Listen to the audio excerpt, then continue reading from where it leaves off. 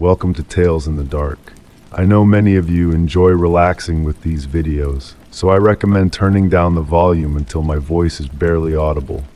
It'll make the experience even more soothing. Before you close your eyes, let me know in the comments where you're listening from. Leave a like and subscribe to the channel. Over 99% of viewers aren't subscribed. It costs you nothing, but it's an enormous support for us to keep creating these relaxing stories. Thank you and enjoy listening. Story 1. The night's hush was pierced by a distant, ethereal melody. Nestled in my cherished armchair, a cozy woolen blanket draped over my knees, and a forgotten cup of chamomile tea resting cold on the side table, I lifted my gaze from the book cradled in my hands. The notes wafted through the air like delicate snowflakes, barely perceptible yet undeniably present. It was a piano, I was sure of it, weaving a tune unfamiliar yet strangely evocative, akin to a distant echo of a long-forgotten dream. The house was cloaked in darkness, save for the soft glow of a lamp by my side casting a warm halo around me. Shadows pirouetted on the walls, choreographed by the enigmatic music's rhythm. Rising slowly, the blanket whispering as it slid to the floor, I padded across the wooden floor, each step a gentle creak as I drew nearer to the living room window. Beyond, the night lay tranquil and still, the full moon bathing the garden in its silvery luminescence, casting the trees' swaying silhouettes in a ghostly dance.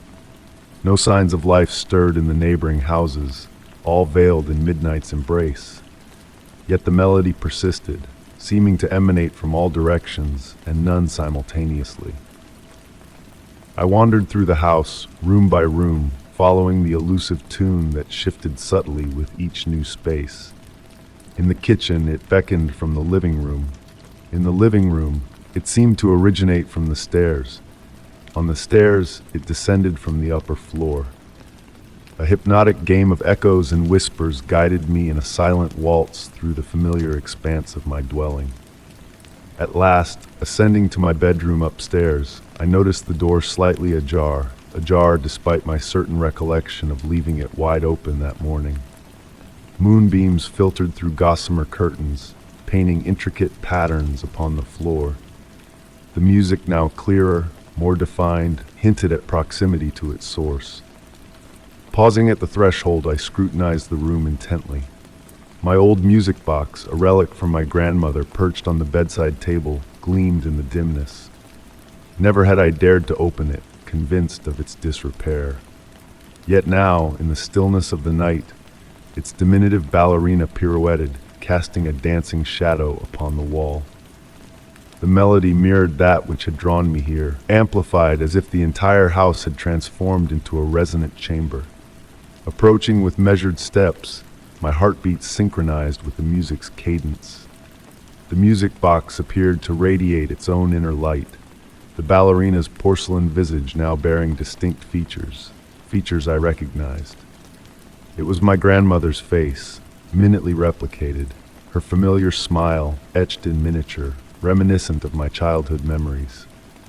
The figurine's eyes met mine fleetingly, and in that moment, the melody shifted, morphing into the lullaby she had once sung to me as a child. I stood transfixed, enveloped by the music like an old, comforting embrace. No fear gripped me, only a profound sense of peace and wistfulness. The notes swirled around me, gradually diminishing in intensity like the ebbing tide. As the music finally faded, the music box closed with a soft click, ushering in a profound yet poignant silence. It was a silence pregnant with significance. Returning to my armchair downstairs, I retrieved the fallen blanket, wrapping myself anew in its comforting warmth. The book lay open, its pages waiting, yet my mind lingered on the music box and the memory of my grandmother. I pondered how many melodies had lain trapped within those silent gears, awaiting the opportune moment for release. Since that night, on occasion when the house grows particularly quiet and the moon's glow bathes the garden, a sweet, familiar melody fills the rooms. I no longer seek its origin. Instead, I close my eyes, surrendering to the enchanting strains, understanding that some mysteries need not be unraveled to be appreciated. Story 2. The snow fell softly, a tranquil blanket covering the world outside my quaint antique shop. Each flake pirouetted past the windows, kissed by the warm glow of vintage lamps that cast a gentle, inviting light.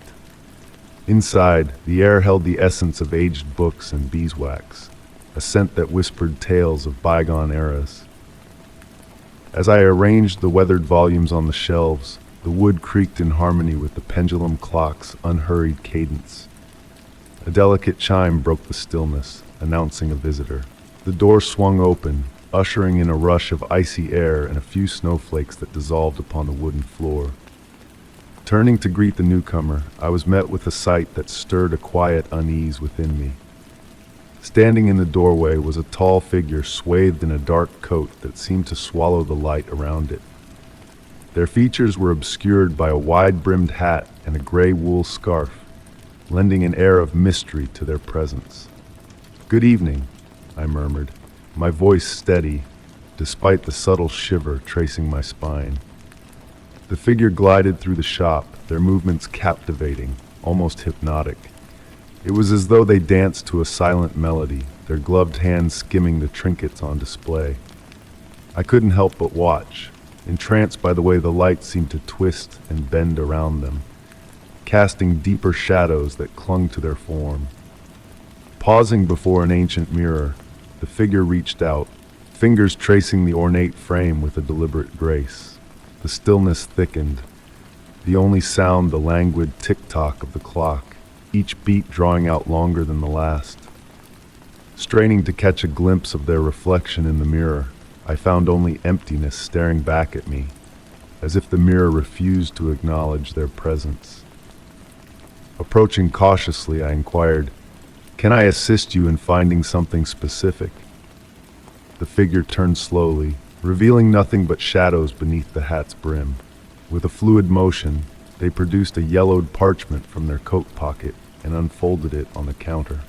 The list, penned in elegant script, detailed peculiar items: a mirror that remembers, a clock that counts backwards, a key that opens forgotten doors. A chill settled in the air, my breath materializing in wisps of frost. The objects on the shelves seemed to hum faintly, as if recognizing a kindred spirit in the enigmatic visitor. "I'm afraid," I whispered, "I don't possess such curiosities." The figure stood motionless, a silent sentinel, before nodding solemnly. Retrieving the list, they tucked it away with a grace that bordered on the supernatural. As they made their way to the door, a haunting certainty lingered in the air. Pausing before leaving, the figure turned slightly, and a whisper, more felt than heard, escaped from beneath the scarf. "You will." It wasn't a query, but a declaration, a predestined truth. With a resonant echo, they departed, the bell tolling a somber farewell, its tone carrying far beyond the confines of the shop. Outside, the snow descended in a tranquil descent, each flake suspended in a momentary pause. That night, after securing the shop, I studied the antique mirror, its surface seeming to conceal secrets within its silvery depths. The pendulum clock, frozen in time, marked the exact moment of the visitor's arrival, a silent witness to the mysterious encounter. Since that fateful evening, as dusk settles and shadows lengthen, I find myself drawn to the door, a silent vigil for the return of the enigmatic figure. Each object in the shop seems to hold its breath, as if anticipating a sequel to an unfinished tale. For in an antique emporium, every artifact whispers a story, and perhaps, just perhaps, some objects await the commencement of their own narrative, intertwined with that of the elusive visitor who promised to return.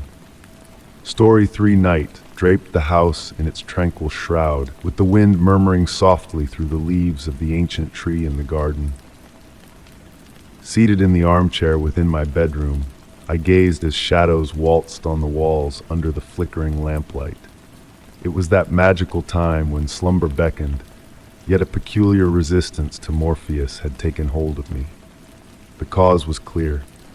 Night after night, for weeks on end, The same dream had visited me with unnerving precision. The room's warmth and the steady tick-tock of the old pendulum clock tenderly swayed me. My gaze settled upon the open diary on the desk, where I had diligently documented every nuance of that recurring dream. Page after page, my orderly script detailed a consistent series of events. A gray stone spiral staircase spiraling into the depths, the distant melody of water droplets, and a grand wooden door adorned with enigmatic symbols. As I perused the diary, a detail previously overlooked caught my eye. In each iteration of the dream, the temperature appeared to steadily drop as I descended the stairs. My fingers grazed the chilly stone, my breath forming delicate vapor clouds in the air. Yet what truly set the dream apart was the profound sense of recognition that accompanied me on the journey, as though that staircase led me to a place I intimately knew, though never visited in reality. The door at the staircase's base always remained shut, but each night I drew nearer to unraveling the intricately carved symbols. They were fluid shapes that seemed to shift under my gaze, almost as if they pulsed with life. In the dream, my fingertips traced the contours of those enigmatic symbols, and with each touch, I sensed a subtle vibration ripple through the wood, as if the very door itself breathed. That particular evening, as I readied for bed, a foreign object caught my attention in the room. Resting beside the lamp on the nightstand was a small item I had no recollection of ever seeing, an ancient bronze key, its embellishments oddly reminiscent of the symbols adorning the door in my dreams. I picked it up, taken aback by its weight and the cold emanating from it. I couldn't recall its origin, yet its presence felt utterly natural, as if it had always been a part of my existence. Lying in bed, clutching the key tightly in my hand, its weight reassured me of its corporeality, a tangible artifact amidst the realm of dreams. As sleep wrapped around me, a sense of anticipation tingled in the air. The dream unfolded as usual. The spiral staircase, the melodic drops, the chilling air with each descent. But this time, upon reaching the door, the key in my hand pulsed faintly, resonating with the symbols etched in the wood. Bringing the key to the door, I discovered for the first time a concealed lock among the engravings. My heart beat in harmony as I inserted the key. The mechanism turned with a gentle, melodious creak, akin to a long-forgotten ancient tune.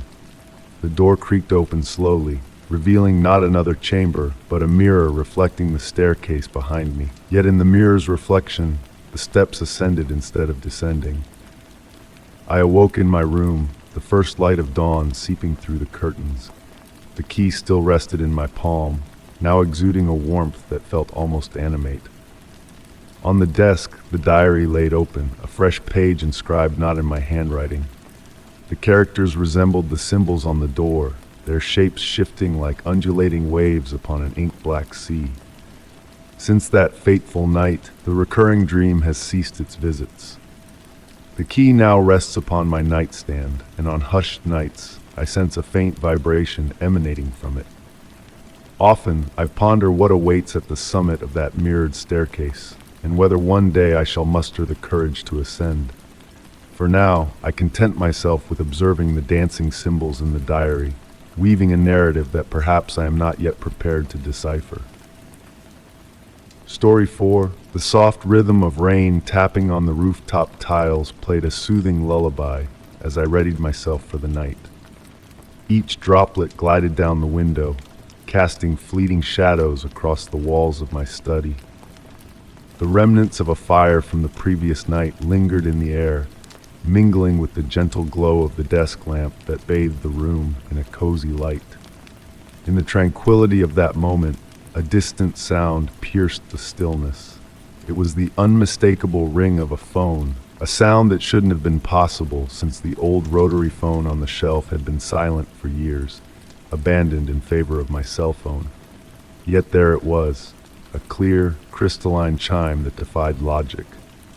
Setting aside my book, I rose from the plush armchair, my steps muffled by the plush Persian rug beneath my feet. The antique black phone, a cherished heirloom from my grandmother, gleamed faintly in the dimness. Just as I extended my hand towards it, the ringing ceased. The receiver felt cold against my skin, carrying with it the faint scent of aged Bakelite that whisked me back to childhood memories of watching my grandmother dial numbers with precision. Shaking my head to dispel what I assumed was a trick of exhaustion, I turned back towards the armchair, only to be greeted by the phone's insistent ringing once more. This time, the sound seemed to reverberate with a newfound intensity, demanding my attention.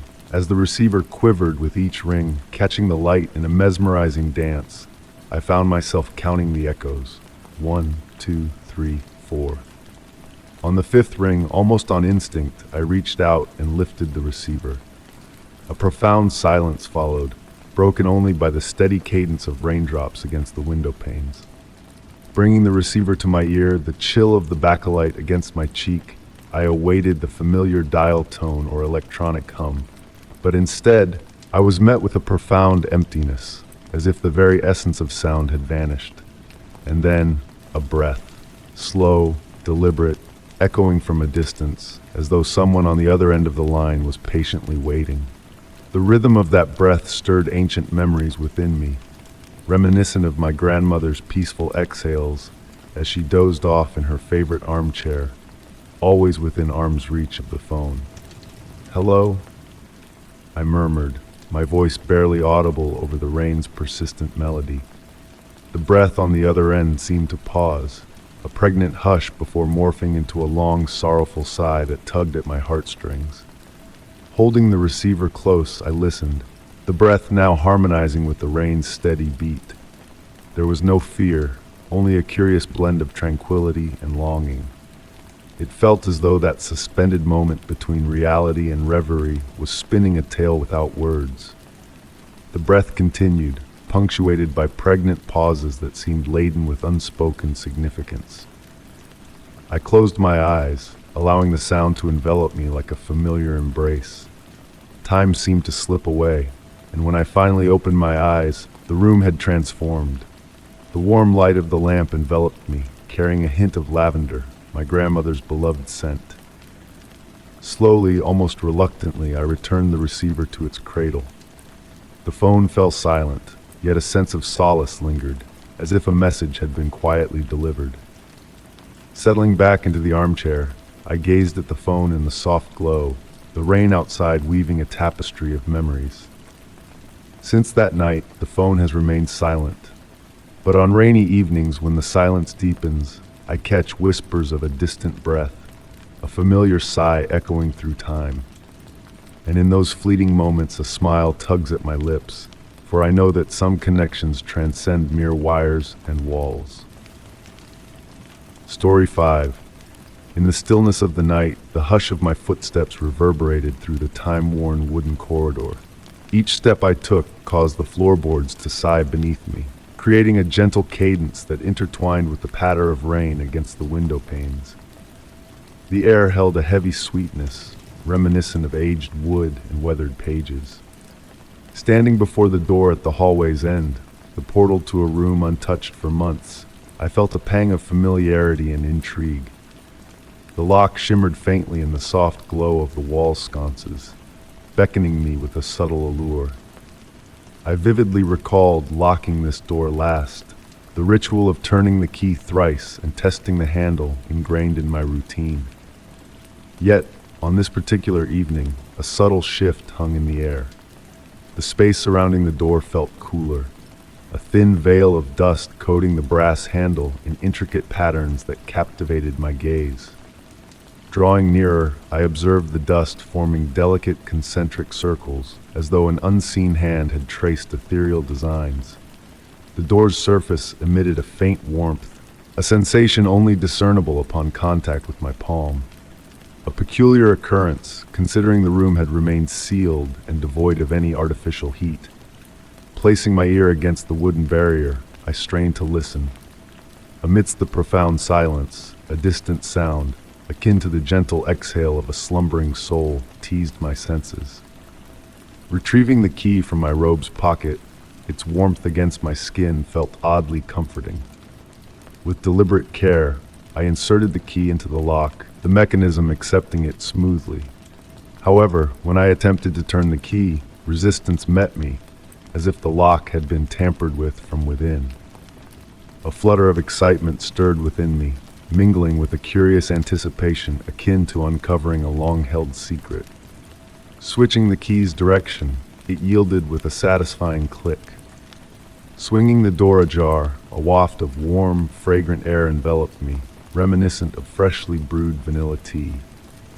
Moonbeams filtered through gossamer curtains, casting a silvered luminescence over the room. Everything appeared as I remembered, yet subtly altered. Books on the shelves formed new patterns, the velvet armchair shifted, and an unfamiliar porcelain cup sat upon the side table. Approaching the mahogany desk, my fingertips grazed its polished surface. Dust lay unevenly scattered, as if ghostly words had been traced and erased. Beside the inkwell, a yellowed sheet of paper bore a lone sentence, penned in a script akin to my own, though foreign to my memory. The phrase read, "Time flows differently here." As I absorbed the words, my breath synchronized with the ethereal dance of the curtains, though no breeze stirred the air. The room's silence vibrated with a whispered pulse, a symphony of unseen murmurs. Nestling into the plush armchair, I beheld the room's reflection in the window pane. Fleetingly, a blurred figure seemed to move in the shadows behind me, vanishing upon my swift turn. Closing my eyes briefly, I surrendered to the embrace of the silence. Upon reopening them, a subtle shift had occurred. Objects had subtly rearranged themselves, the cup now radiating warmth and wisps of steam. Rising from the chair, I carried the weight of enigma that saturated the room. Each footfall, though soundless, echoed a profound mystery. Pausing at the threshold, I cast a final glance. The room pulsed with a gentle rhythm, akin to a slumbering creature. Closing the door with a soft click, I turned the key in the lock, its melody akin to a lullaby in the corridor's quietude. Since that fateful night, a whisper of vanilla tea lingers in the air whenever I pass by the closed door. The rustle of pages turned by invisible hands dances on the edge of perception. Though the room remains sealed, its secrets shrouded in silence, I am content to let its mysteries rest undisturbed, a guardian of enigmas best left untouched. Story 6. The winter twilight draped my bedroom walls in shades of purple, as a gentle rain tapped against the windows in a soothing, hypnotic rhythm. The flickering candle on my grandmother's old vanity mirror cast dancing shadows, blending the sweet scent of wax with the comforting aroma of burning firewood downstairs. Amid this tranquil scene, an unusual sight caught my attention. While fixing my hair, a tall, slender figure seemed to glide behind me in the mirror, a phantom presence moving silently through the air. I turned swiftly, but the room was empty. Doubting my senses, I returned my gaze to the mirror, dismissing it as a trick of light and shadow. In the days that followed, I found myself drawn to reflections all around me. The polished wooden table, the evening window glass, even the tiny mirror in my car, all seemed to capture fleeting glimpses of that mysterious figure. It was as if a parallel world of reflections existed, where this silent entity observed me with a patient curiosity. The figure, featureless yet radiating a soft, silvery glow, at times hinted at a gentle smile or a subtle gesture, as if reaching out to communicate. Far from instilling fear, its presence evoked a sense of familiarity, as though it had always been part of my life, waiting to be acknowledged. One serene evening, engrossed in a book in my favorite armchair, the figure in the window's reflection appeared more distinct than ever. Instead of vanishing when I looked directly at it, this time it lingered. A faint rustle, like silk in a breeze, teased my ears despite the stillness. Drawn to the window, I saw the figure mirroring my movements from the other side. Its attire flowed gracefully, its movements ethereal as if dancing on unseen currents. As it reached out a hand, I found myself mirroring the gesture, a connection forming between us. In that moment, a profound realization dawned on me. Whenever the figure manifested, a deep tranquility enveloped the room. Sounds dulled, colors softened, time slowed, as if a serene realm seeped into our reality. Seeking out reflections became a quest for that inner peace the figure brought, now a welcomed companion in moments of quiet clarity. It appeared when worries ebbed, offering solace with its understated presence. Its purpose remained unspoken, the mystery more cherished than any answer. Even now, as sunlight filters through the windows at day's end, casting elongated shadows across the room, I pause to watch the reflections. In those hushed moments, when the world holds its breath, the luminous figure dances among the mirrored surfaces. With it comes a profound calm, a gentle reminder that some mysteries are best left unsolved. Embracing the enigma, I find solace in the knowledge that not all secrets need unveiling, for in their ambiguity lies a beauty that transcends understanding. Story 7. The grandfather clock in my study tolled midnight with its deep, familiar resonance, each chime echoing through the hushed air like soft ripples on a tranquil pond. Nestled in my weathered leather armchair, a beloved book cradled in my hands, I savored the soothing sound of raindrops dancing against the window panes. The old house murmured softly, its ancient timbers settling into the embrace of the night. My gaze wandered to the hallway door, its silhouette outlined by the gentle glow of my reading lamp. There was a subtle shift in the air tonight, a whisper of difference that stirred my senses. Perhaps it was the way the brass handle gleamed, catching the light in a new way, or maybe the wood itself held a secret alteration. Despite residing here for 15 years, this door now seemed to wear a cloak of mystery. Rising from my seat, I marked my spot in the book with a delicate silk ribbon. The floor felt cool underfoot as I neared the door, a chill creeping through the air as if a sliver of winter had slipped into the room. My fingertips brushed the handle, finding it unusually warm against the night's coolness. With a gentle push, the door swung open soundlessly, revealing the familiar hallway bathed in soft light. Everything appeared unchanged, the faded wallpaper, the worn carpet, the cherished photographs adorning the walls. Chuckling softly at my own fanciful thoughts, I closed the door, dismissing the notion of mystery. That night, my dreams were woven with doors that materialized in improbable places, blooming in garden beds, hovering in the heavens, standing solitary on deserted shores. Each door bore a brass handle, its warmth a constant despite the surreal settings. Morning arrived, and I carried on with my day, giving little notice to the hallway door as I passed through its threshold. Yet as dusk settled in, a peculiar sight caught my eye. The door appeared subtly transformed, its hue lighter as if it had aged decades in a single night. The brass handle now bore a weathered patina, a newness that hadn't been there before. Intrigued, I examined it closely, noting the unfamiliar grain of the wood and the hinges shift from iron black to burnished copper.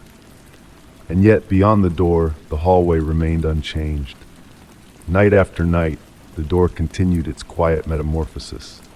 Sometimes older, sometimes newer, with the handle shifting or the frame adorned with intricate carvings.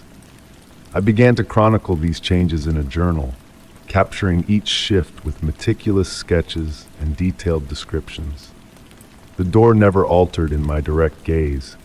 Its transformations unfolded in the deep stillness of night, when my attention wandered elsewhere.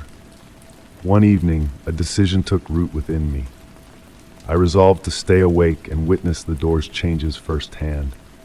Settling into my armchair, I brewed a pot of strong tea and faced the door with unwavering determination.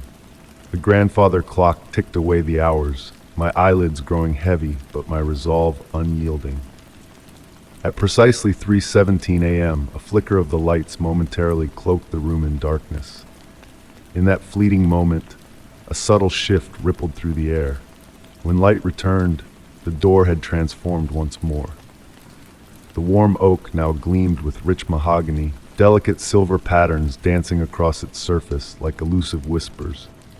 Intrigued, I reached for the handle, now sculpted from crystal, but paused, sensing the air thrumming with a mysterious energy. And then a revelation struck me. The door bore no keyhole, not in any of its forms. Yet every morning, without fail, a keyhole had adorned the door just below the handle. This detail, so certain in my memory, now eluded my journal's pages. Had I overlooked such a fundamental aspect, or was there a deeper enigma at play? The question lingered, a silent echo in the recesses of my mind. Now, each evening finds me pondering that enigmatic door and its nightly transformations. At times, I glimpse other hallways beyond, with different carpets, wallpapers, and photographs. But upon opening the door, my own hallway remains steadfast. I've toyed with rearranging the photographs, seeking confirmation of reality. Yet an unspoken warning holds me back, a whisper cautioning against delving too deeply into the spaces between certainty and possibility. The door evolves still, each night birthing a new guise. I've grown accustomed to its silent dance of change, finding solace in its elusive nature. Perhaps the door shifts, or perhaps it is my perception that shifts with each passing night. Maybe both truths hold merit, or perhaps neither does. All I know is this. As the grandfather clock tolls midnight and rain taps gently against the windows, I anticipate the unveiling of the door's next form and the mysteries it may choose to offer or conceal in the tranquil hours before dawn. Story 8. The rain softly tapped against the windows of my study, a gentle lullaby blending with the crackling of the fireplace. Nestled in my favorite armchair, I gazed at the newest addition to my collection, an antique painting portraying an autumn scene. Discovered in a quaint antique shop, its warm hues and enigmatic aura had drawn me in. Despite the wear of time, the golden frame shimmered in the flickering firelight, casting dancing reflections on the walls. That evening, as the storm outside intensified, a peculiar sight captured my attention within the painting. The leaves seemed to rustle, swayed by an unseen breath. Initially attributing it to the play of shadows, I couldn't ignore the subtle shift in the colors, now richer, more alive than before. The path meandering through the canvas appeared elongated, twisting beyond its painted confines. Rising from my seat, I approached the artwork. A coolness enveloped the air around it, a stark contrast to the fireplace's warmth. Running my fingers over the canvas, I encountered a texture unlike any oil painting, smooth, almost silky. A hint of wet leaves and earth wafted from the frame, so vivid it blurred the line between reality and art. Amidst my contemplation, movement flickered in the corner of the painting, an entity concealed among the branches. Not a mere trick of light, but a deliberate presence. Curiosity overtook me, and my pulse quickened with anticipation. Stepping back, I observed the brush strokes shifting, birthing new pathways and shapes within the scene. Trees bowed as if swayed by an invisible breeze, and a distant structure emerged from the mist. The rain's whisper outside harmonized with the painting's movements, a symphony of nature's secrets.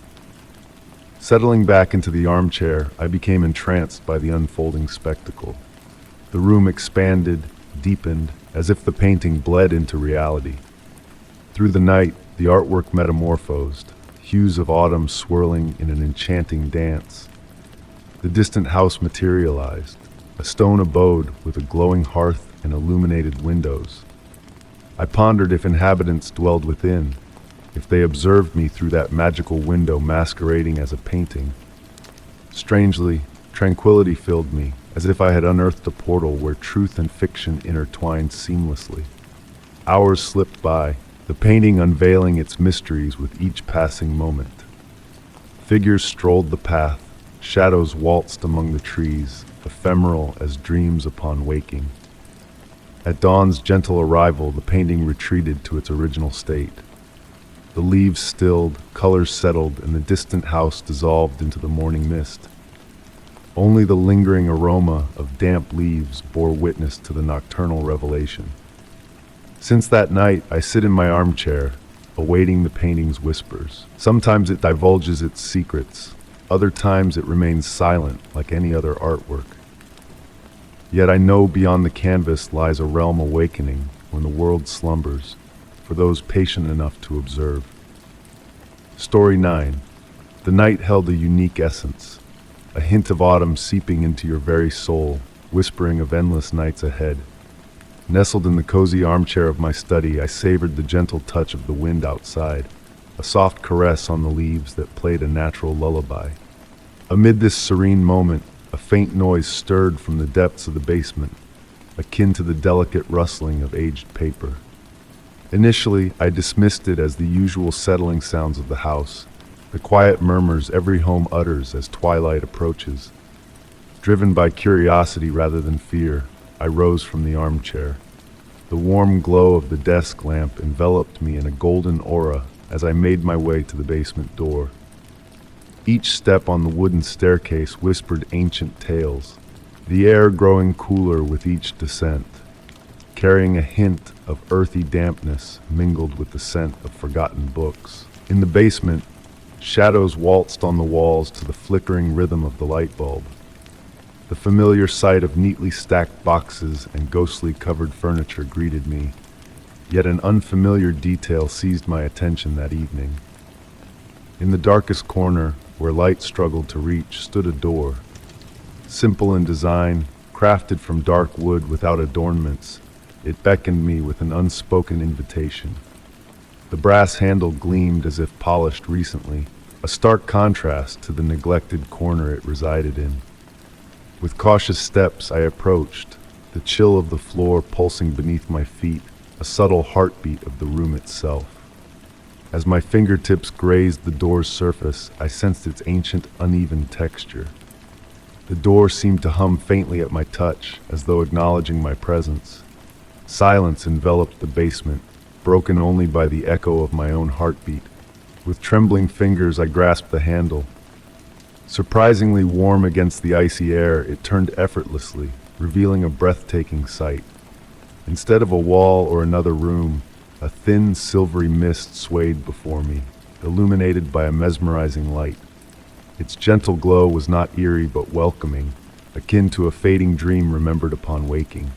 Within the mist, a distant melody whispered, a soft piano tune that tugged at my heartstrings. The air carried a familiar sweetness, reminiscent of spring blossoms or freshly brewed tea. Standing at the threshold, torn between curiosity and caution, I watched as the mist morphed into fleeting shapes, elusive and enigmatic. Faces I thought I recognized flickered by, landscapes of unknown realms unfolded and vanished before my eyes. Retreating slightly, I closed the door gently, the click of the lock shattering the enchantment.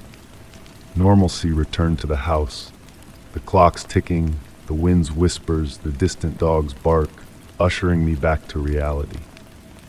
Ascending the stairs slowly, I held on to the sense of discovery that lingered within me. In the days that followed, I revisited the basement, but the door had vanished, replaced by an impenetrable brick wall. Yet on quiet nights where reality fades into slumber, the distant melody lingers, a reminder of that mysterious portal. Some doors, I realized, open only at certain junctures, when time and space intertwine in unfathomable ways. Perhaps it's best that way, for the enigma of the basement door taught me that not every question demands an answer. Some secrets are more exquisite when shrouded in mystery, like fleeting dreams that touch reality briefly before dissolving into the silvery mist of memory. Story 10. The wariness of a lengthy day's work lingered as I entered my study. The soft amber glow of the desk lamp cast gentle shadows on the bookshelf-lined walls. The comforting scent of aged paper and ink embraced me as I settled into my worn leather armchair. There, on the polished wooden desk, lay my treasured old diary, a gift from my grandmother, its brown leather cover and yellowed pages holding my innermost thoughts. As I reached for it, something peculiar caught my eye. The last page I had written was no longer blank. Intriguingly, a different, elegant handwriting adorned the page, words I knew weren't mine. The ink appeared fresh, as though just penned. Leaning in, my breath slowed as I read. The words painted a vivid picture of the autumn evening, mirroring the very room I sat in. Rain tapped gently on the window, its rhythmic melody blending with the rustle of unseen pages moved by an ethereal breeze. The lamp's light flickered, casting dancing shadows that seemed to have a life of their own. Entranced, I continued reading the mysterious prose that seemed to anticipate my every move. Curiosity urged him to turn the page. The text beckoned, and as I obeyed, new words materialized before me, as if an invisible hand scripted them in real time. The ink flowed effortlessly, detailing the sensations I felt at that moment, the warmth of the lamp, my deepening breaths, even the subtle shiver down my spine, captured with uncanny precision. Rising from my chair, my gaze remained fixed on the pages filling with words. Descriptions of books I didn't recall owning now adorned the sentences, yet upon inspection I found them in their rightful places. The writing maintained a hypnotic cadence, akin to a clock's pendulum marking time in a hushed room. Seating myself on the corner couch, the diary on the desk still moved, its pages turning gently. The rain's sound intensified, cocooning me in a barrier of tranquility. The room now exuded a welcoming warmth, as if the enigma I was unraveling had carved out its own space, separate from reality. Closing my eyes, I surrendered to the rain's soothing lullaby. Upon reopening them, the diary remained, but its words had shifted, delving into memories long forgotten, moments never shared. With measured steps, I approached the desk, the words morphing into a personal dialogue rather than a narrative. It felt as though the book sought to communicate through my memories. As the night progressed, the silent exchange unveiled deeper revelations, curiosity mingling with peace. Each word seemed a step towards a profound understanding, a mystery waiting to be deciphered. When the clock struck midnight, I realized hours had slipped by in silent communion with the diary. The final words on the page were simple yet enigmatic. Some mysteries don't need solving to be understood. Closing the diary, I felt the familiar leather beneath my fingertips. The rain outside became a gentle backdrop, more companion than noise. I pondered if the morning light would reveal the words or fade them like a dream. Retiring for the night, I stole a final glance at the study. The diary lay undisturbed, yet a transformation had taken place within. Not in the tangible world, but within me. Those self-scripting pages had unlocked a deeper awareness, a truth elusive but profound. Night enveloped the study in its quiet embrace, the lamp's amber glow a silent sentinel to a mystery that defied explanation. With a lingering thought, I closed the door, knowing some mysteries are best left unsolved, cherished for their enigmatic beauty. Story 11.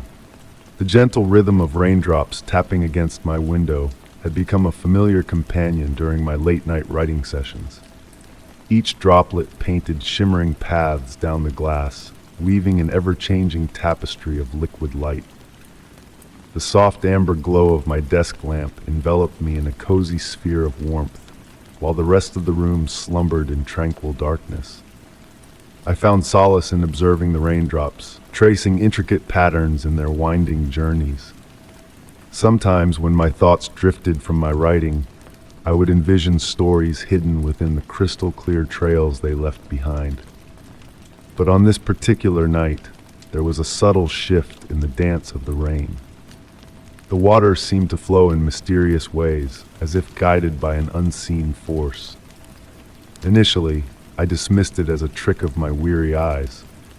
The soothing sound of rain was on the verge of lulling me into that serene state between consciousness and dreams. Yet, as I continued to gaze out the window, the peculiar patterns grew more distinct. The droplets avoided certain areas, forming dry spaces that gradually outlined a figure. My heart skipped a beat as I leaned in closer to the glass. The reflection not only captured the rain, but also the dimly lit interior of my room behind me. In that dual realm of glass and water, a peculiar detail caught my eye.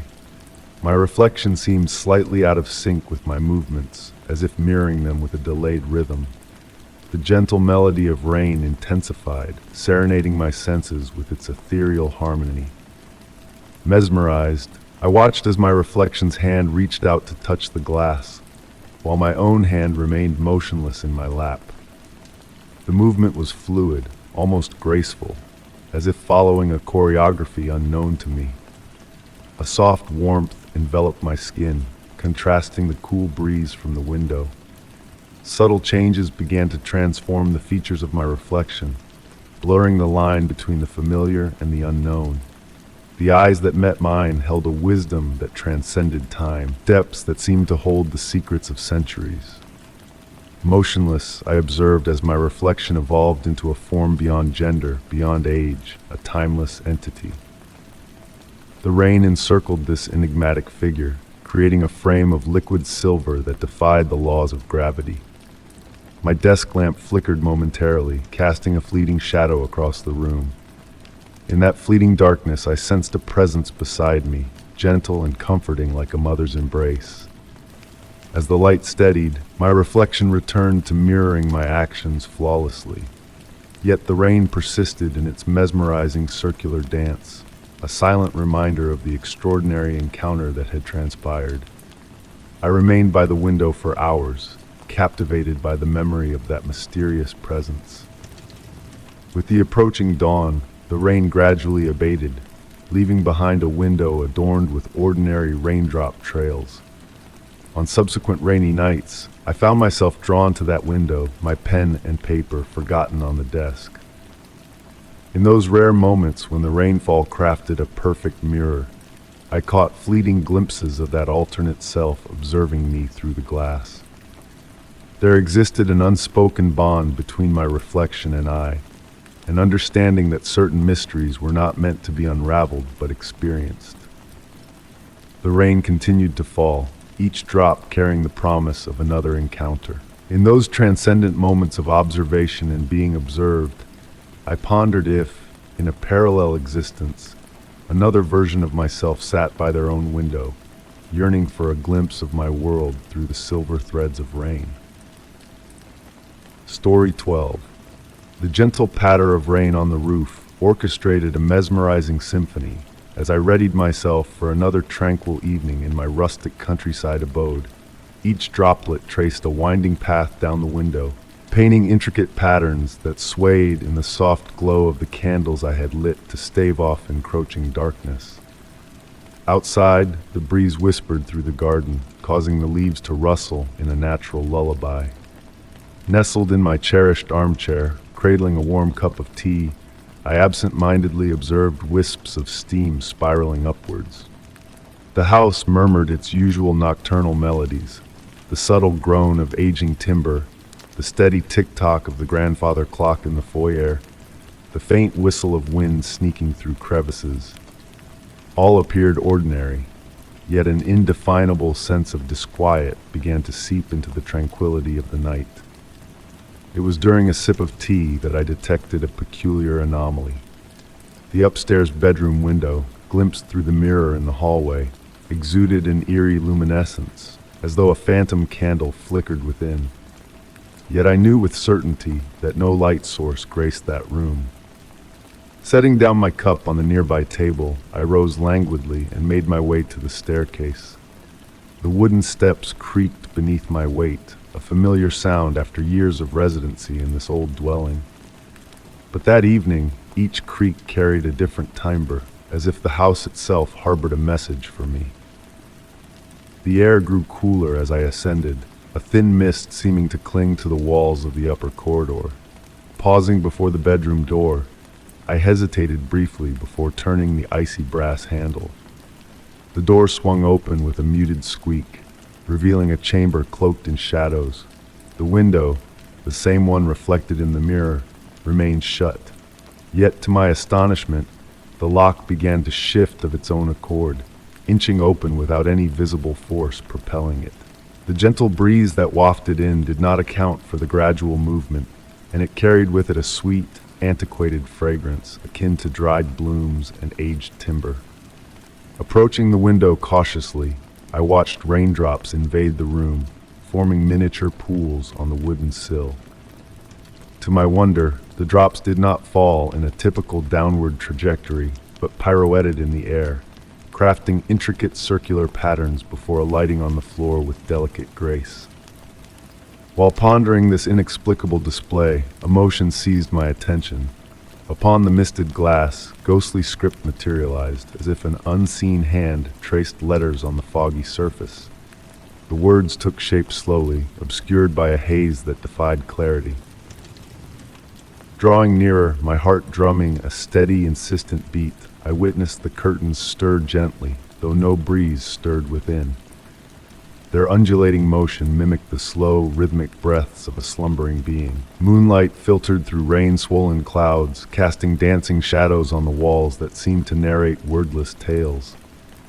Extending a hand towards the window, I felt the chill of the nocturnal air caress my fingertips. Just as my touch was about to reach the glass, the window closed softly, its movement as deliberate as its opening. The latch clicked with a faint sound, and the lingering aroma of yesteryears dissipated into the ether. I stood transfixed for moments on end, attuned to the ceaseless patter of rain outside. The room had reverted to its former state, yet an intangible shift had occurred. It was as if the house had unveiled a glimpse of an alternate realm, one that intersected with our own only in those rare instants when reality and enigma merged as seamlessly as gossamer. Since that eve, whenever rain falls, I find myself ensconced in my armchair, gazing at the mirrored reflection of the upstairs window. Sometimes it remains motionless, while on other occasions it unfurls slowly, in a quiet ritual that has integrated into the fabric of my existence. The source of this enigma remains elusive to me, yet I have learned to embrace it as a facet of the enigmatic tapestry woven by my home, a clandestine pact shared solely between myself and these ancient walls.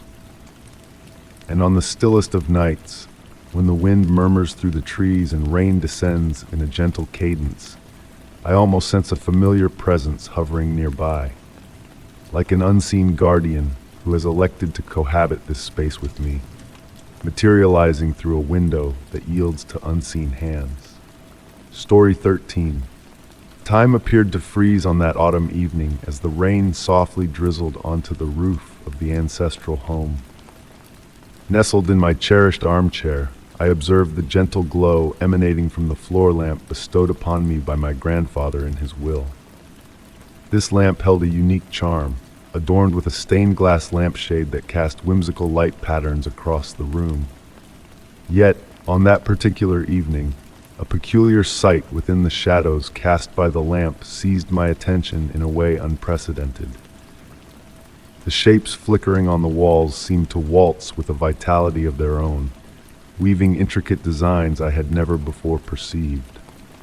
Initially, I dismissed it as a play of light induced by the wariness of the day.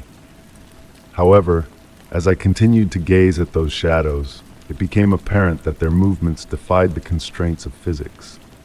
When a breeze caused the lampshade to sway, the shadows did not mimic its motion but followed a cryptic rhythm of their own. Intrigued, I rose from my seat and approached the lamp. The colored glass exuded a peculiar warmth, pulsating as though guarding a clandestine secret nestled within its geometric patterns. Running my fingertips delicately over the lampshade's surface, I discerned minute imperfections in the artisanal glasswork. It was then that my eyes caught a detail hitherto unnoticed. Etched onto the lamp's metal base was a symbol, faint as a whisper, softly aglow in the lamplight. Meanwhile, the shadows continued their silent ballet, gradually revealing more distinct forms, graceful human silhouettes, swaying trees, and elusive creatures that materialized and dissolved like fleeting phantoms. It seemed as though the lamp was not merely projecting shadows, but orchestrating memories, narrating tales of a bygone era through the silent dialect of light and darkness. Enthralled, I settled on the floor, captivated by the surreal exhibition before me. The shadows almost seemed to respond to my presence, drawing closer as I leaned in and receding as I withdrew. Occasionally I fancied I discerned a distant melody, a melodic whisper accompanying this enigmatic dance. A gentle tranquility enveloped me, not fear, but a meditative awe, as the night progressed and the projected figures grew more intricate. Everyday scenes intertwined with fantastical moments. A child at play metamorphosed into a soaring bird, a seamstress transfigured into a fluttering butterfly. The lamp endeavored to communicate through the language of light and shadows, recounting stories that straddled the realms of reality and reverie. Then, a revelation of unparalleled astonishment. Certain shadows seemed to depict scenes from my own childhood, evoking memories I had believed buried but that the lamp now resurrected on the room's walls. I witnessed myself as a child frolicking in the backyard of this very house, my grandfather unveiling the lamp's magic for the first time, and other reminiscences surfacing from the recesses of my mind. Outside, the rain persisted, crafting a melodic backdrop for this intimate and mysterious spectacle. The droplets tapping against the window pane synchronized with the shadow's undulations, as though all were participants in a shared silent performance. Time lost its relevance, and I found myself adrift in a state of tranquil contemplation. Slowly the figures began to decelerate, akin to dancers weary from an extended performance. The shadows grew fainter, less defined, yet no less mesmerizing.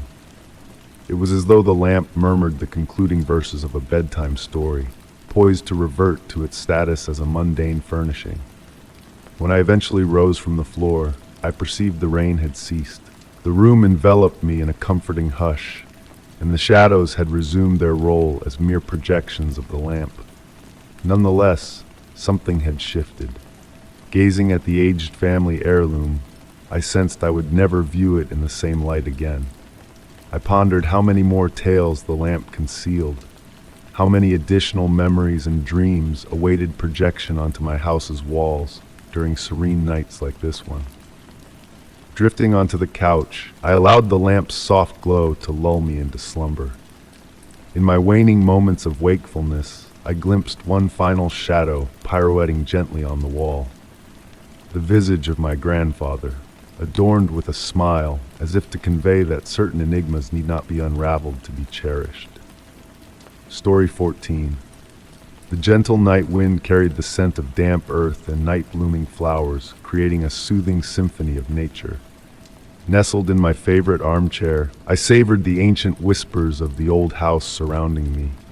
The wooden frames murmured soft tales of times long past, as if the very essence of the structure yearned to share its secrets. In the midst of the tranquil stillness, a mysterious sound pierced the air, a rhythmic, steady beating echoing from the upstairs hallway. It resembled the gentle tap of a door knocker swayed by the breeze, yet there was a mesmerizing regularity to it, almost enchanting in its consistency. The warm glow of the reading lamp cast flickering shadows on the wallpapered walls, conjuring fleeting figures that danced with ethereal grace. Setting aside my book, I remained motionless, captivated by the persistent rhythm that seemed to weave a hypnotic spell. With deliberate steps, I rose from the armchair, my slippers sinking into the plush Persian rug, and followed the sound towards the stairs. Each creak of the ancient wooden steps seemed to resonate with my curiosity, as if the house itself was beckoning me to explore. Ascending the staircase, the beating continued its unchanging cadence, guiding me through the dimly illuminated hallway where moonlight painted patterns on the floor through tall windows. A cool breeze whispered of old wood and beeswax, adding to the mystical allure of the moment. Following the sound like a siren's call, I eventually reached the door to the old library. Closed and imposing, the brass knocker on the door displayed a relentless rhythmic motion against the solid wood, defying logic in its persistent tapping. Despite the absence of wind and the sealed windows in the hallway, the knocker moved with unwavering patience, as if driven by an unseen force. Mesmerized, I approached the door, drawn to the enigmatic spectacle unfolding before me. The sound grew clearer, revealing subtle nuances in its rhythm, akin to an elusive melody that teased comprehension. With a tentative touch, I grasped the cold brass handle, feeling the weight of history in its polished surface, and attempted to open the door. To my surprise, the door resisted my efforts, yielding only slightly, as if held back by an invisible hand from within the room. The knocker's rhythmic dance persisted, undisturbed by my presence, as if engaged in a timeless ritual of its own. Surrendering to the spell cast by the mysterious sound, I sank to the floor beside the door, allowing myself to be enveloped by its haunting melody. Time lost its meaning as I succumbed to the wordless narrative woven by the rhythmic beating, my thoughts drifting through a haze of forgotten tales and ancient wisdom. The sound melded with my breath, harmonizing with the pulse of the night, until I found myself on the threshold of dreams. When I awoke, the first light of dawn bathed the hallway in a delicate glow, casting a serene aura over the scene. The knocker lay still, as silent as the slumbering house around me. Rising slowly, my limbs stiff from the night's reverie, I reached for the door handle once more. This time, the door yielded effortlessly, granting me entry into the library unchanged from the day before. Every book stood in silent vigil, the dust suspended in the morning air like forgotten memories. Yet, on the antique desk, illuminated by the soft rays of sunlight filtering through the window, rested an open book of pristine pages, as if awaiting the touch of a storyteller. The brass knocker remained dormant since that fateful night, but on quiet evenings, a faint echo of its rhythmic cadence lingers in the air, as if the house itself whispers a melody lost to time. Story 15. The night had enfolded the old house in a velvety shroud of quietness, broken only by the soft tapping of autumn rain on the window panes. Nestled in my cherished armchair, cradling a warm cup of tea in my hands, my gaze wandered absently to the painting hanging across from me. An heirloom from my grandmother, it portrayed a woodland scene at dusk. Though not a valuable piece, its charm lay in its ability to stir a sense of wistful calm. As the golden light of the floor lamp cast flickering shadows on the walls, a peculiar sight caught my eye. The painting appeared askew, leaning slightly to the right, a deviation from its usual alignment. Setting down my cup on the nearby table, I rose slowly, the floorboards murmuring under my steps as I drew near. With gentle hands, I adjusted the frame, feeling the aged wood's rough texture beneath my fingertips. Returning to my seat, I picked up the book I had momentarily abandoned. The tea's warmth and the soothing patter of rain outside lulled me into a tranquil daze. It was only later, when I glanced up, that I saw the painting had shifted once more, this time tilting to the left. A subtle chill traced down my spine as I sought to rationalize it as fatigue or a trick of light and shadow. Rising again, more cautiously this time, I approached the painting, and what I beheld was wholly unexpected. The hues of the sunset appeared more vibrant, almost pulsing, while the tree shadows seemed elongated. Trembling, I reached out to touch the canvas. It felt warm, as if it had absorbed the room's heat, yet there was a peculiar luminosity to the paint that caught my eye. In the days that followed, my focus turned increasingly to the painting. Each time I entered the room, it seemed to have shifted ever so slightly.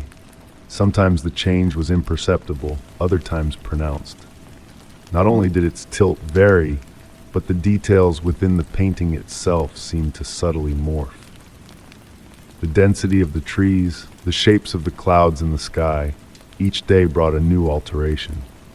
I began documenting these changes, taking photographs each morning and evening, scrutinizing them with meticulous care. Though minimal, the divergences were undeniable.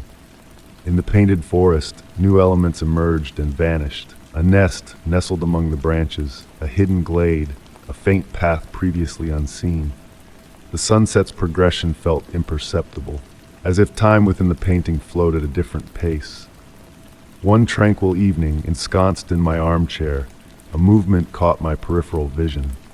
The painting was adjusting itself, tilting with a nearly imperceptible slowness. Curiosity mingled with a surreal calm, eclipsing any fear within me. The motion was fluid, as if an unseen hand caressed it gently. I drew near once more, unhesitant. The canvas seemed to quiver beneath my gaze, and in the glass protecting the painting's surface, a fleeting image materialized. My grandmother's profile, faint and ethereal as a distant memory, seemed to smile as she corrected the painting's position. Since then, I've come to embrace these subtle changes as part of the house's enchantment. Each night, before retiring, I devote a few moments to studying the painting, endeavoring to unveil its new mysteries. At times, I feel it's my grandmother's way of reassuring me she's present, watching over me through this enigmatic canvas that shifts and breathes like a living entity. I've kept this tale close to my heart, sharing it with none, cherishing the sweet enigma. The painting continues its dance, though now less frequently, as if it has found equilibrium between revealing itself and preserving its secret. And I, ensconced in my armchair each night with a steaming cup of tea, attuned to the rain's gentle rhythm on the windows, observe the painting that lives its own existence, a silent dialogue between only us two, steeped in understanding. Story 16. The hushed whispers of paper sliding through my grasp reverberated in the stillness of the attic. Sunlight on its descent filtered through a small dust-kissed window, painting the air with beams of gold that pirouetted in the quiet space. Amidst my perusal of ancient family records, a discovery halted my hand, a weathered envelope, sealed with aged crimson wax. Upon its rough surface, my name was elegantly inscribed in unfamiliar script. I settled into a worn wooden chair, its protest a soft creak beneath me. The aroma of aged tomes and time-worn timber enveloped me, while a gentle breeze rustled the leaves of a grand tree outside. The envelope possessed a weight beyond its contents, a sense of something profound held within. Delicately, I broke the seal, the crackling of wax echoing in the tranquil room. Inside lay several pages, delicate as gossamer, adorned in that same unfamiliar handwriting. The date atop marked a day half a century past, long before my time. The opening words seized my focus immediately. My dear future grandchild. As I delved into the narrative, the room dimmed gradually, yet I made no move to illuminate the space. The words upon the page seemed to emit a faint glow of their own. The missive unraveled the tale of a woman, my grandmother, a stranger to me. She spoke of a unique legacy within our lineage, one that surfaced infrequently and under specific circumstances. She detailed how, on select moonlit nights with the northern winds whispering, some in our bloodline could glimpse beyond the veils of time. Not with clarity, but through sensations and blurred visions, akin to reflections on rippling waters. My grandmother recounted foreseeing my existence, witnessing me seated in that very attic, absorbing her words. A shiver traced my spine as I continued reading. Her prose grew more intimate, more personal. She described her attempts to wield this gift for the family's protection, to shepherd them through trials. Yet, each vision exacted a toll, she confessed. In the attic's silence, time seemed to halt. Shadows danced upon the walls, intertwining with the tales etched in those yellowed pages. The letter progressed to outline events in my life, some recognizable from past experiences while others awaited their turn. As I perused further, I discerned a subtle shift in the handwriting, a wavering that hinted at increased effort expended with each word. The final page proved the most challenging to decipher. My grandmother spoke of a pivotal choice awaiting me, a juncture where the gift would stir within me as well. Pausing, I lifted my gaze to the window.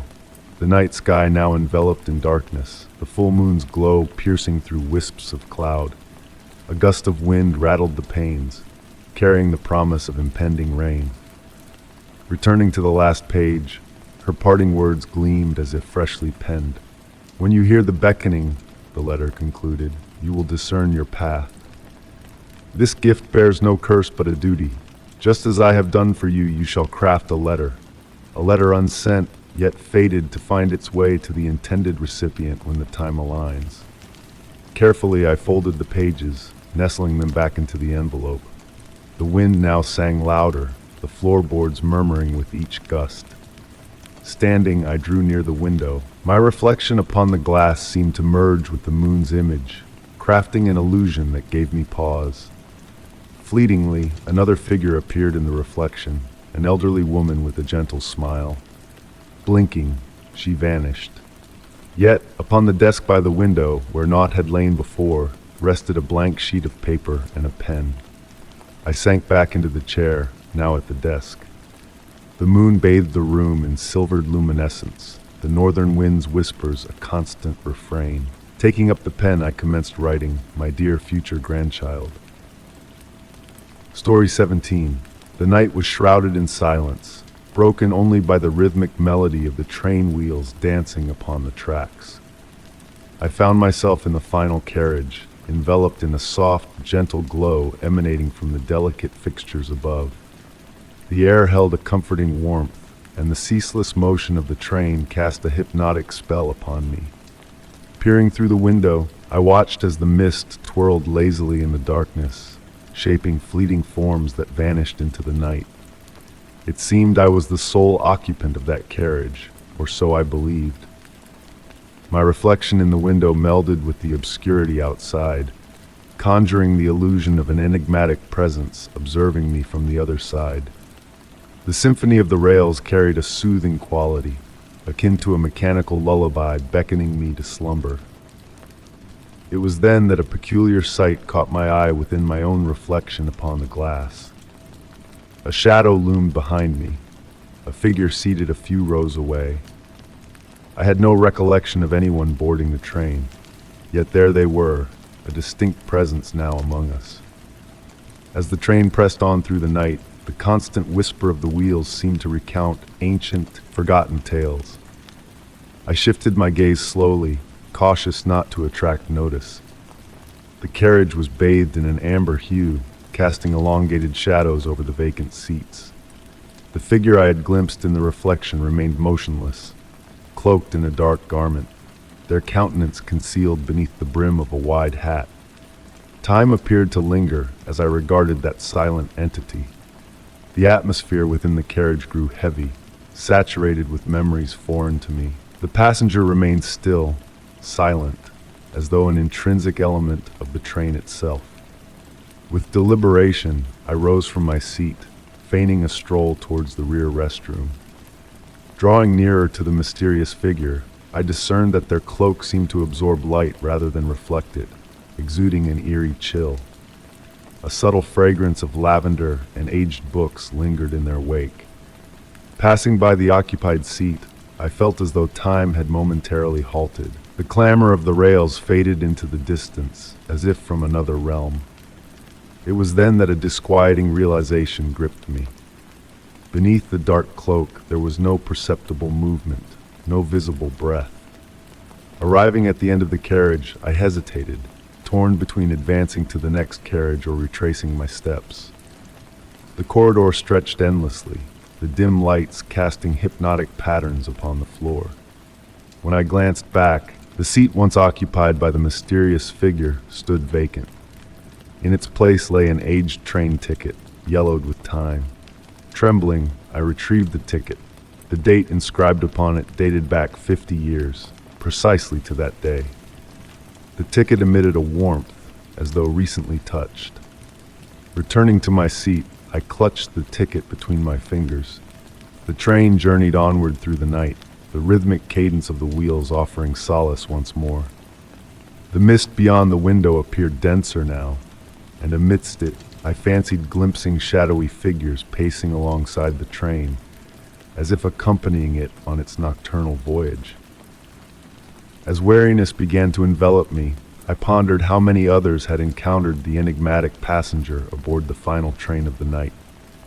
The ticket in my grasp stood as the sole tangible remnant of that surreal meeting, yet even it seemed to dissolve gradually, akin to a dream fading upon waking. The train carried forth its secrets and its passengers, both seen and unseen. Drifting into slumber, a faint hint of lavender lingered in the air, accompanied by the distant echo of retreating footsteps down the carriage corridor. Story 18.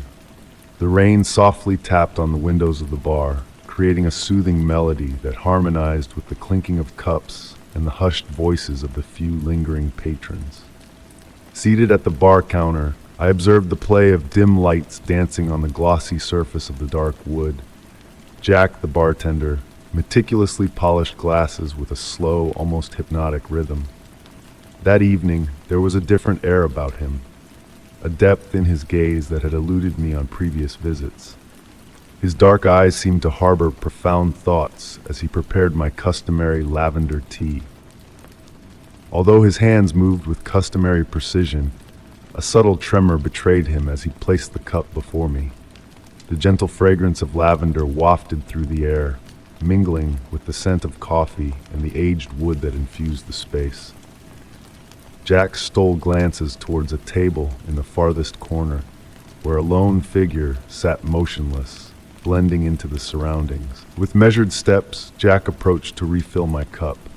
His breath was steady, yet a hint of tension laced his voice when he inquired if I desired anything more. At that instant, a disquieting detail caught my eye. A faint reddish stain marred the cuff of his otherwise immaculate white shirt, barely discernible in the dim light. Time trickled by languidly, the rain maintaining its hypnotic cadence outside. Patrons bid their farewells one by one, leaving behind vacated seats and forgotten cups.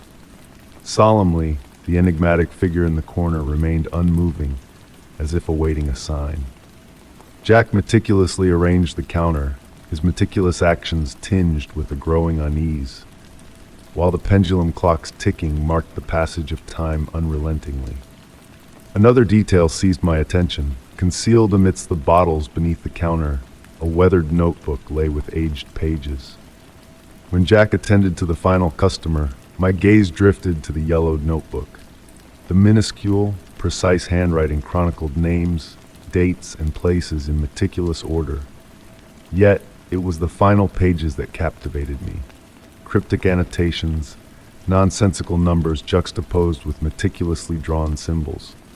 Footsteps interrupted my perusal. The mysterious figure finally rose from their table and made their way to the exit. Passing by the counter, they exchanged a loaded glance with Jack, a fleeting moment pregnant with tension. The bartender acknowledged them imperceptibly, and the stranger vanished into the rainy night. Jack resumed his duties, but a change had come over him. His usually steady hands trembled slightly as he stored away the glasses. Lost in reverie, his gaze seemed distant, perhaps grappling with vital recollections or striving to bury them. As I readied to depart, Jack motioned for me to pause with a gentle gesture. "You know," he murmured in a calm, almost secretive tone, "there are things a bartender witnesses and hears, things best left veiled in the silence of these walls. Yet at times, the burden of these secrets becomes too weighty to bear alone." He hesitated, as if pondering his next words carefully. Turning towards him, I observed the play of shadows cast by the flickering lamplight on his fatigued countenance. The notebook lingered, half concealed among the bottles, a silent custodian of untold truths. Jack offered a faint smile, one that failed to reach his eyes. "Return tomorrow," he whispered. "Perhaps a tale will be shared, or perhaps not." Stepping out into the somber night, rain still cascading gently, I glimpsed Jack resuming his meticulous routine, methodical and precise as ever. Yet a newfound awareness dawned upon me, that beneath those daily motions lay depths of mystery, a puzzle I might never fully decipher. As I distanced myself, the bar's lights dimmed, allowing darkness to enshroud the enigmas veiled within those walls. I pondered the multitude of similar narratives concealed beneath bar counters. How many other silent sentinels like Jack harbored secrets too heavy to unveil? The answer eluded me, obscured by the comforting patter of rain in the starless night. Story 19. The night had cloaked the house in a cloak of profound quietude, broken only by the gentle tap of raindrops against the window panes. Nestled in my cherished armchair, I observed the shadows waltz on the walls, in harmony with the flickering firelight. The warmth enveloped me like a snug quilt, while the fragrance of burning wood intertwined with the scent of vanilla tea cradled in my hands. It was in that moment of absolute tranquility that I caught sight of something peculiar in my niece's toy room, peeking through the slightly ajar door. An ancient porcelain music box, a present from Grandma, seemed to exude a faint bluish luminescence. I couldn't recall ever seeing it shine like that before. Slowly, I stood from the armchair, placing the teacup on the wooden side table. My footsteps on the floor created a soft creak that melded with the rain's rhythm, crafting an almost hypnotic melody. Drawing near to the door, the glow intensified, yet remained gentle, akin to moonlight dancing on tranquil waters. The toy room was a haven of reminiscences and enchantment. Rows of aged wooden shelves held porcelain dolls in Victorian attire, vibrant toy trains, and plush creatures with gentle countenances. The music box occupied a special spot on the central shelf, encircled by tiny crystals my niece had gathered during her garden strolls. The porcelain ballerina perched atop the music box, typically frozen in her eternal pose, swayed subtly, as if touched by an unseen breeze. I inched closer, noting how the room's temperature was noticeably cooler than the rest of the house.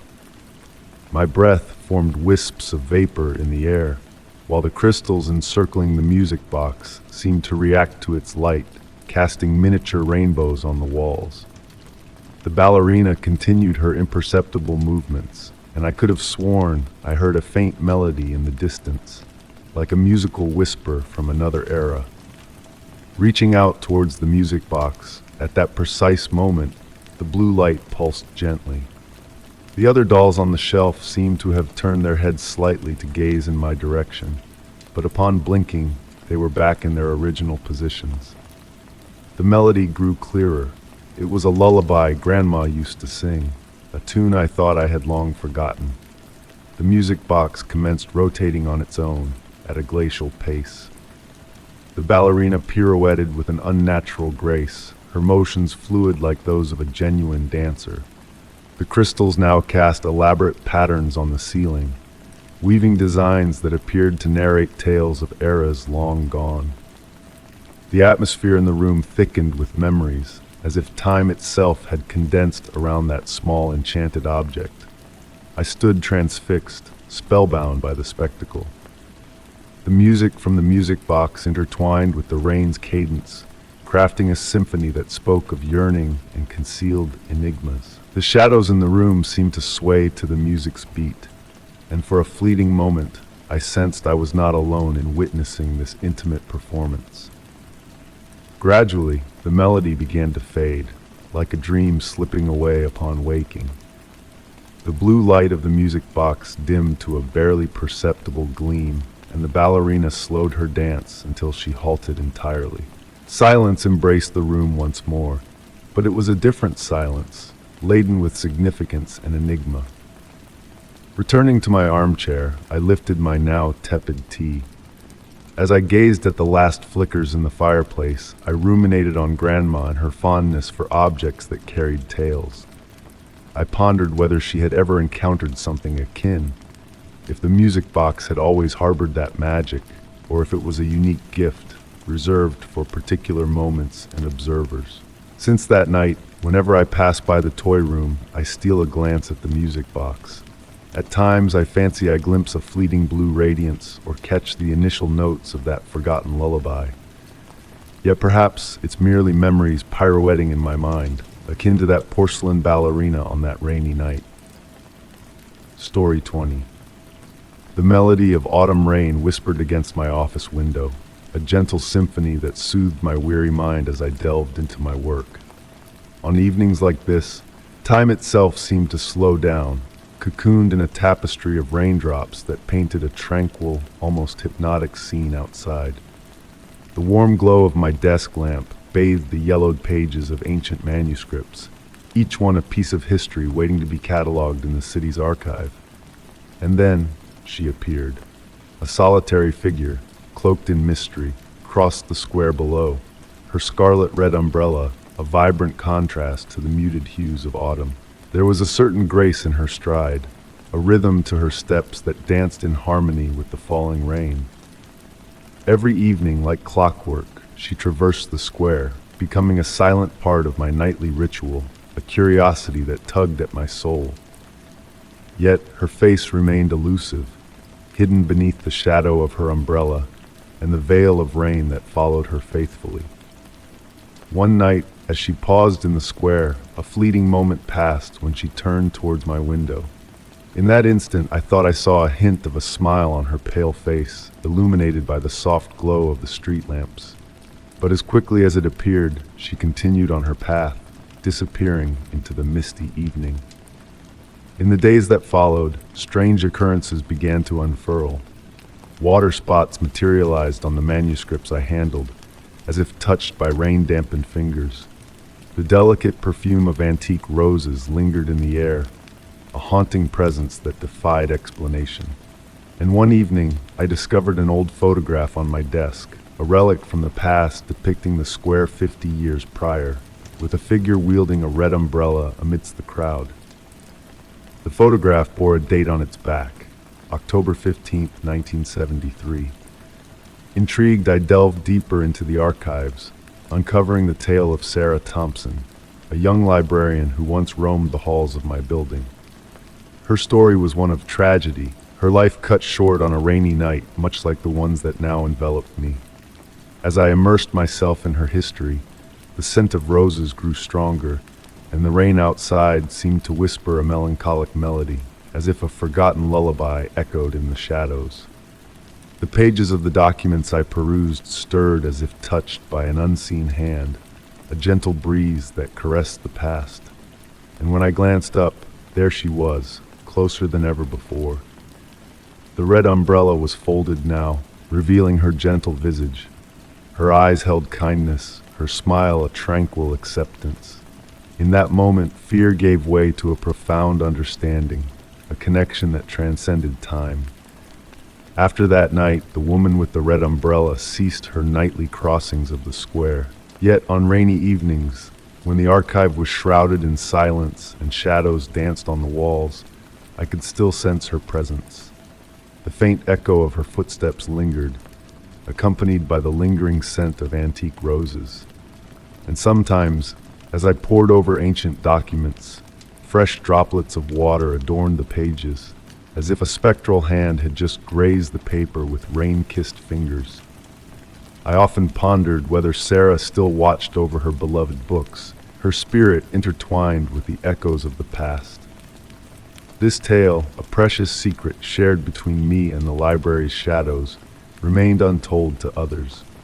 And whenever the rain tapped softly on the windows, a knowing smile played on my lips, for I believed that somewhere in the tapestry of time, a woman with a red umbrella continued her eternal journey.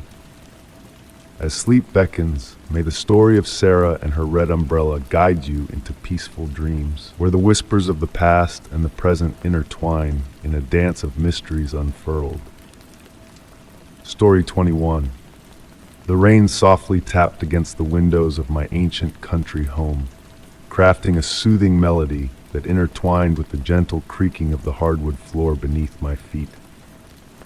It was an autumn evening where reality and fantasy seemed to blend seamlessly.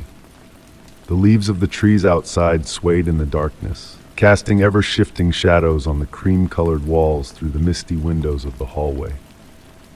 Seated in my beloved armchair, cradling a cup of now cool chamomile tea, I absent-mindedly watched as the light from the floor lamp painted a golden circle on the floor. A subtle shift in the atmosphere enveloped the evening, a mysterious feeling that eluded my understanding. The air felt heavier, the silence within the house almost tangible. Getting up slowly, I was drawn by a flicker of movement caught in my peripheral vision. The hallway leading to the bedrooms appeared elongated, stretching beyond its ordinary boundaries. Shadows lurked in the corners, appearing denser and darker, as though they held a life of their own.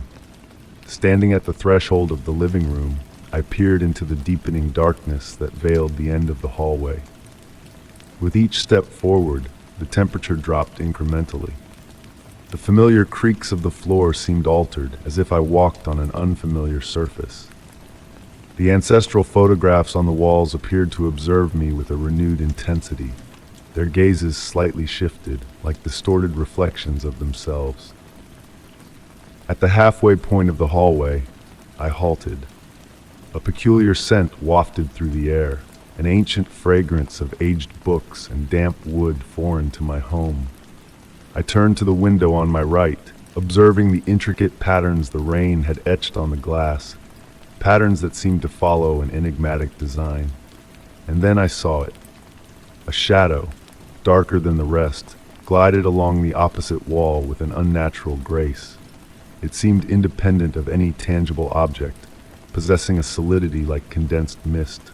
Moving slowly and delicately, the shadow appeared almost aware of my presence. As I observed this phenomenon, my breaths deepened, and a sense of familiarity washed over me instead of fear. It felt as though this presence had always lingered, waiting to be acknowledged. The shadow paused near the guest room door, taking on a faintly human shape. Taking a step closer, the shadow seemed to react to my approach, wavering slightly. The rain's sound transformed into a murmured whisper, as if conveying a message.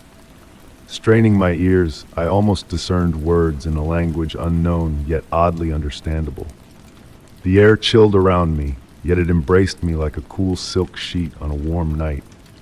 The shadow began to move towards me in a dance-like motion, fluid and deliberate. I stood still, watching as it drew nearer, almost reaching me. When it paused just a few steps away, the house fell into a profound silence, broken only by the steady rhythm of my heartbeat. The shadow inclined slightly, as if in greeting. Compelled by an inexplicable impulse, I raised my hand. Mirroring my gesture, the shadow seemed to extend a hand from its nebulous form. Though no physical contact was made, a warmth enveloped the space where our hands nearly met. With a graceful motion, the shadow began to dissipate, dispersing like smoke carried by an unseen breeze. In its wake lingered a faint scent of jasmine and a profound sense of tranquility. I stood in the hallway for what felt like an eternity, listening to the rain's fading lullaby. Upon returning to the living room, I found my tea still warm, as if time had paused during our encounter in the hallway. Since that evening, on rainy nights, I tread down that hallway with heightened awareness of the shadows. Sometimes I catch a fleeting glimpse of that familiar silhouette, dancing just beyond my line of sight. The mystery of the shadow remains unsolved, yet its presence has left me not with unease, but with a deep understanding that some mysteries require no explanation. The hallway now holds this secret, and on quiet nights when the rain taps against the windows, I await, with a blend of curiosity and peace, for another encounter with the dancing shadow beyond the hallway. Story 22. The soft glow of the candlelight painted shifting shadows on the ancient stone walls as I descended the worn steps into the depths of the old cellar. Each creak of the wooden planks under my feet was a familiar melody, a melody that had accompanied me on countless journeys to retrieve Grandma's preserves. The air down here was cool and heavy, with the scent of earth and aged wood, a scent that carried me back to the carefree days of my youth. But on this particular evening, there was a subtle shift in the air, a whisper of something unknown lingering in the shadows. It was as if the flame of the candle danced to a silent tune, its flickers defying the stillness that enveloped the cellar. A fine layer of dust coated every surface, as though time itself had settled upon the shelves and jars overnight. The shadows seemed to stretch and reach towards the darkness that loomed at the bottom of the stairs, beckoning me into the unknown. Midway down the staircase, a peculiar sensation gripped me, halting my descent. The shelves that usually ended within a few strides appeared to extend further into the depths, disappearing into the darkness beyond the reach of the flickering candlelight. The silence was thick, almost tangible, broken only by the steady rhythm of my own heartbeat and the distant drip of water echoing through the ancient stones. Intrigued by a curiosity that overcame my trepidation, I pressed forward. The jars of preserves lined the shelves, their glass surfaces catching the faint light in a muted gleam. But as I moved deeper into the cellar, I noticed a peculiar change. The labels on the jars bore dates long past, 1980, 1960, 1940. Some so faded that they were indecipherable. The air grew colder, carrying a scent that mingled damp earth with something older, something ancient and forgotten. The shelves continued their march into the depths, revealing walls of intricate brickwork adorned with mysterious symbols of a bygone era. Symbols that seemed to defy the timeline of the house's construction, etched with a precision that hinted at a lost artistry. Pausing before a particular shelf, my gaze fell upon a jar unlike the others. Crafted from dark glass that seemed to swallow the light, its label bore a date that defied reason, 1820. Trembling slightly, I reached for the jar, and in the hushed embrace of the cellar, a faint whisper brushed against my ears. Not a whisper of words, but a whisper of time itself, a gentle susurrus as ancient as the stones that surrounded me. Slowly I turned, and for a fleeting moment, blurred figures seemed to move in the shadows, like fragments of memories struggling to take form. Sensing a shift in the air, I knew it was time to retrace my steps. But as I turned towards the stairs, a wave of unease washed over me. The distance I had traversed seemed to stretch infinitely. The light at the top of the staircase, a distant, unreachable beacon in the velvety darkness. With a deep breath, I began the ascent, willing myself to remain calm, to count each step as I had done in my youth. As I climbed, the shelves transformed once more, returning to the familiar sight of Grandma's preserves. The dates on the jars grew more recent, the walls reverted to rough stone, and the cellar regained its earthly aroma.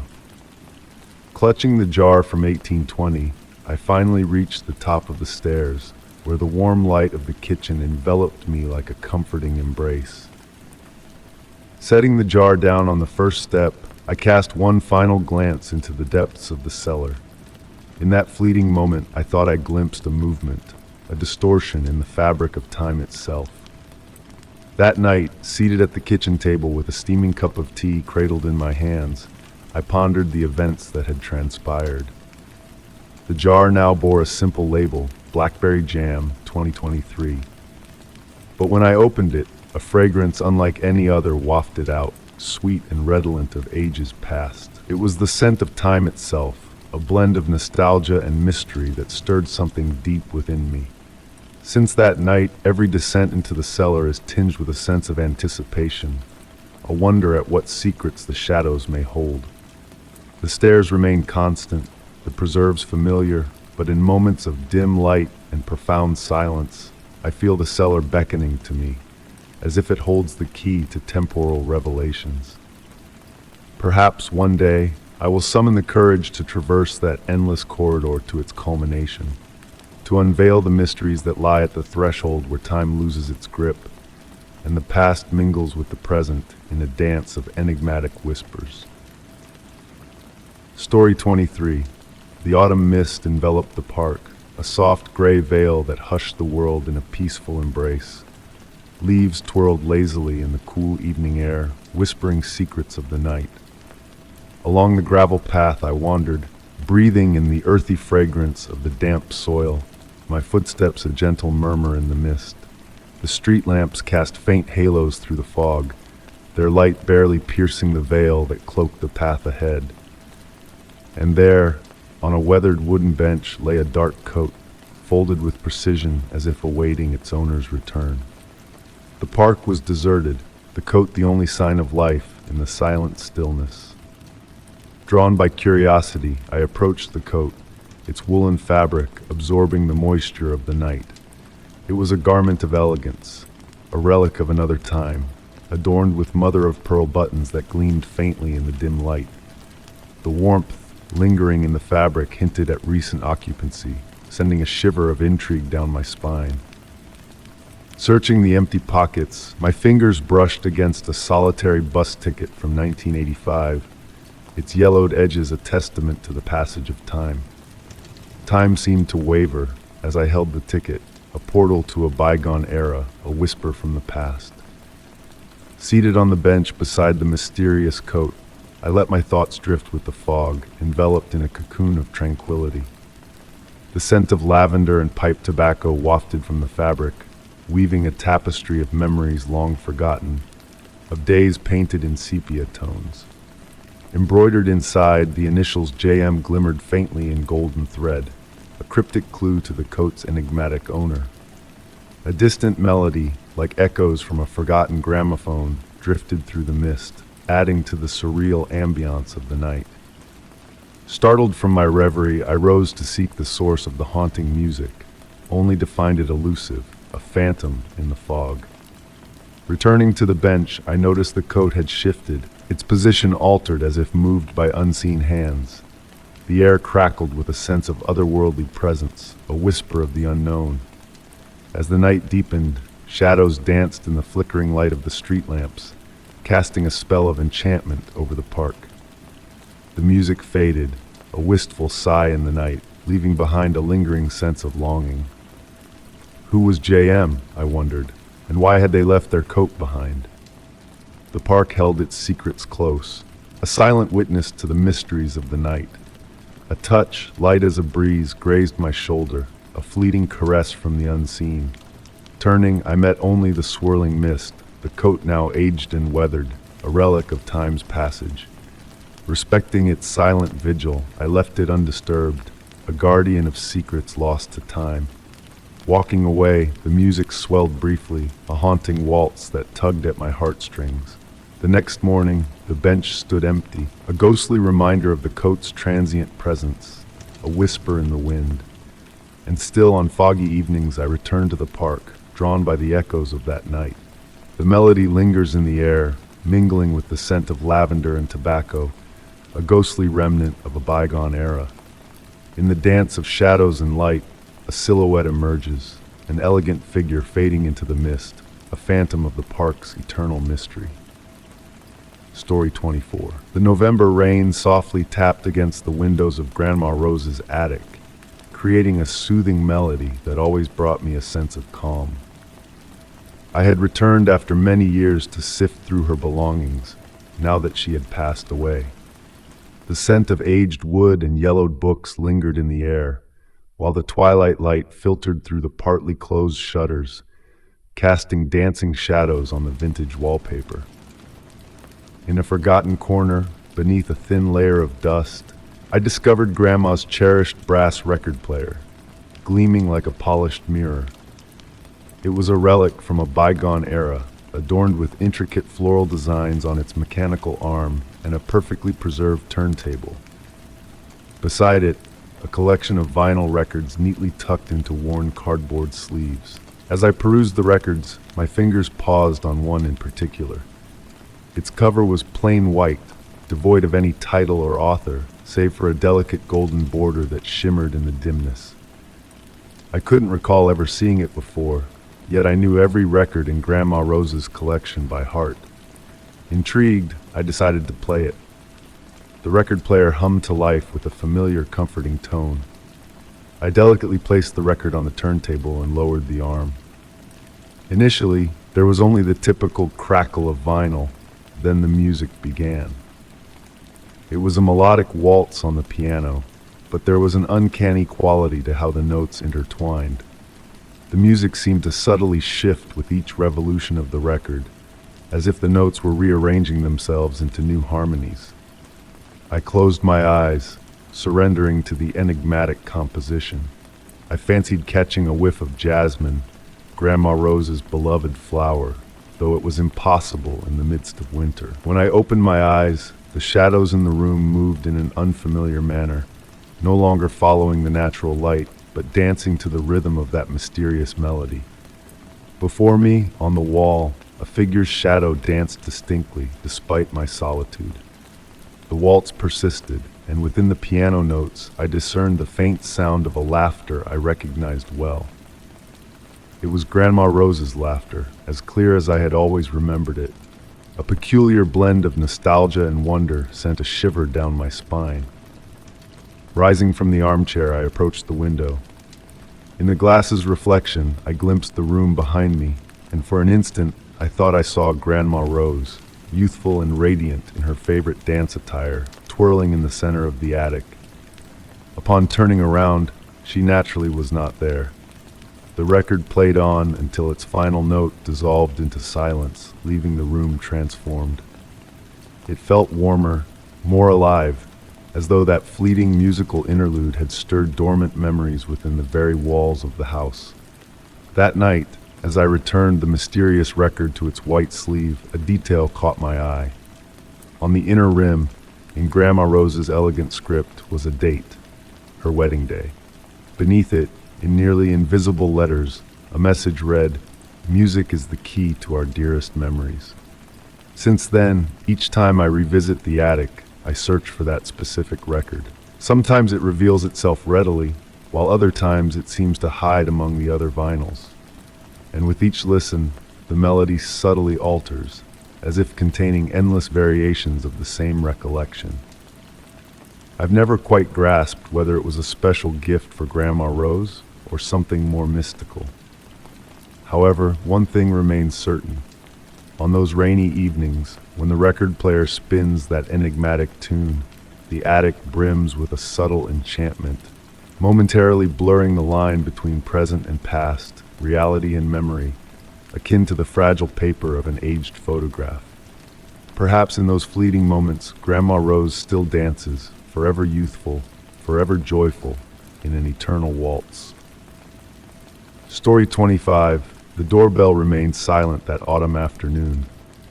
A gentle knock echoed through the house, like a delicate whisper brushing against the door, barely noticeable, akin to the flutter of a moth's wings against a window pane.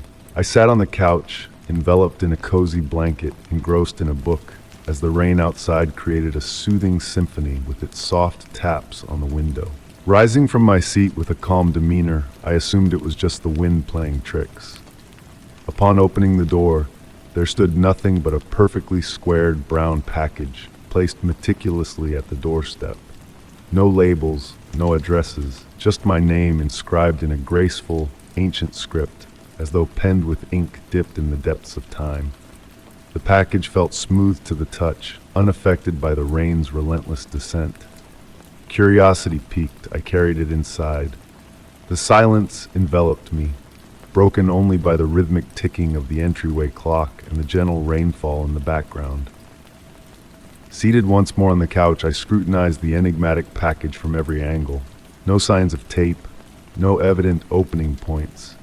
The edges were flawlessly folded, as if crafted by hands well versed in the art of origami.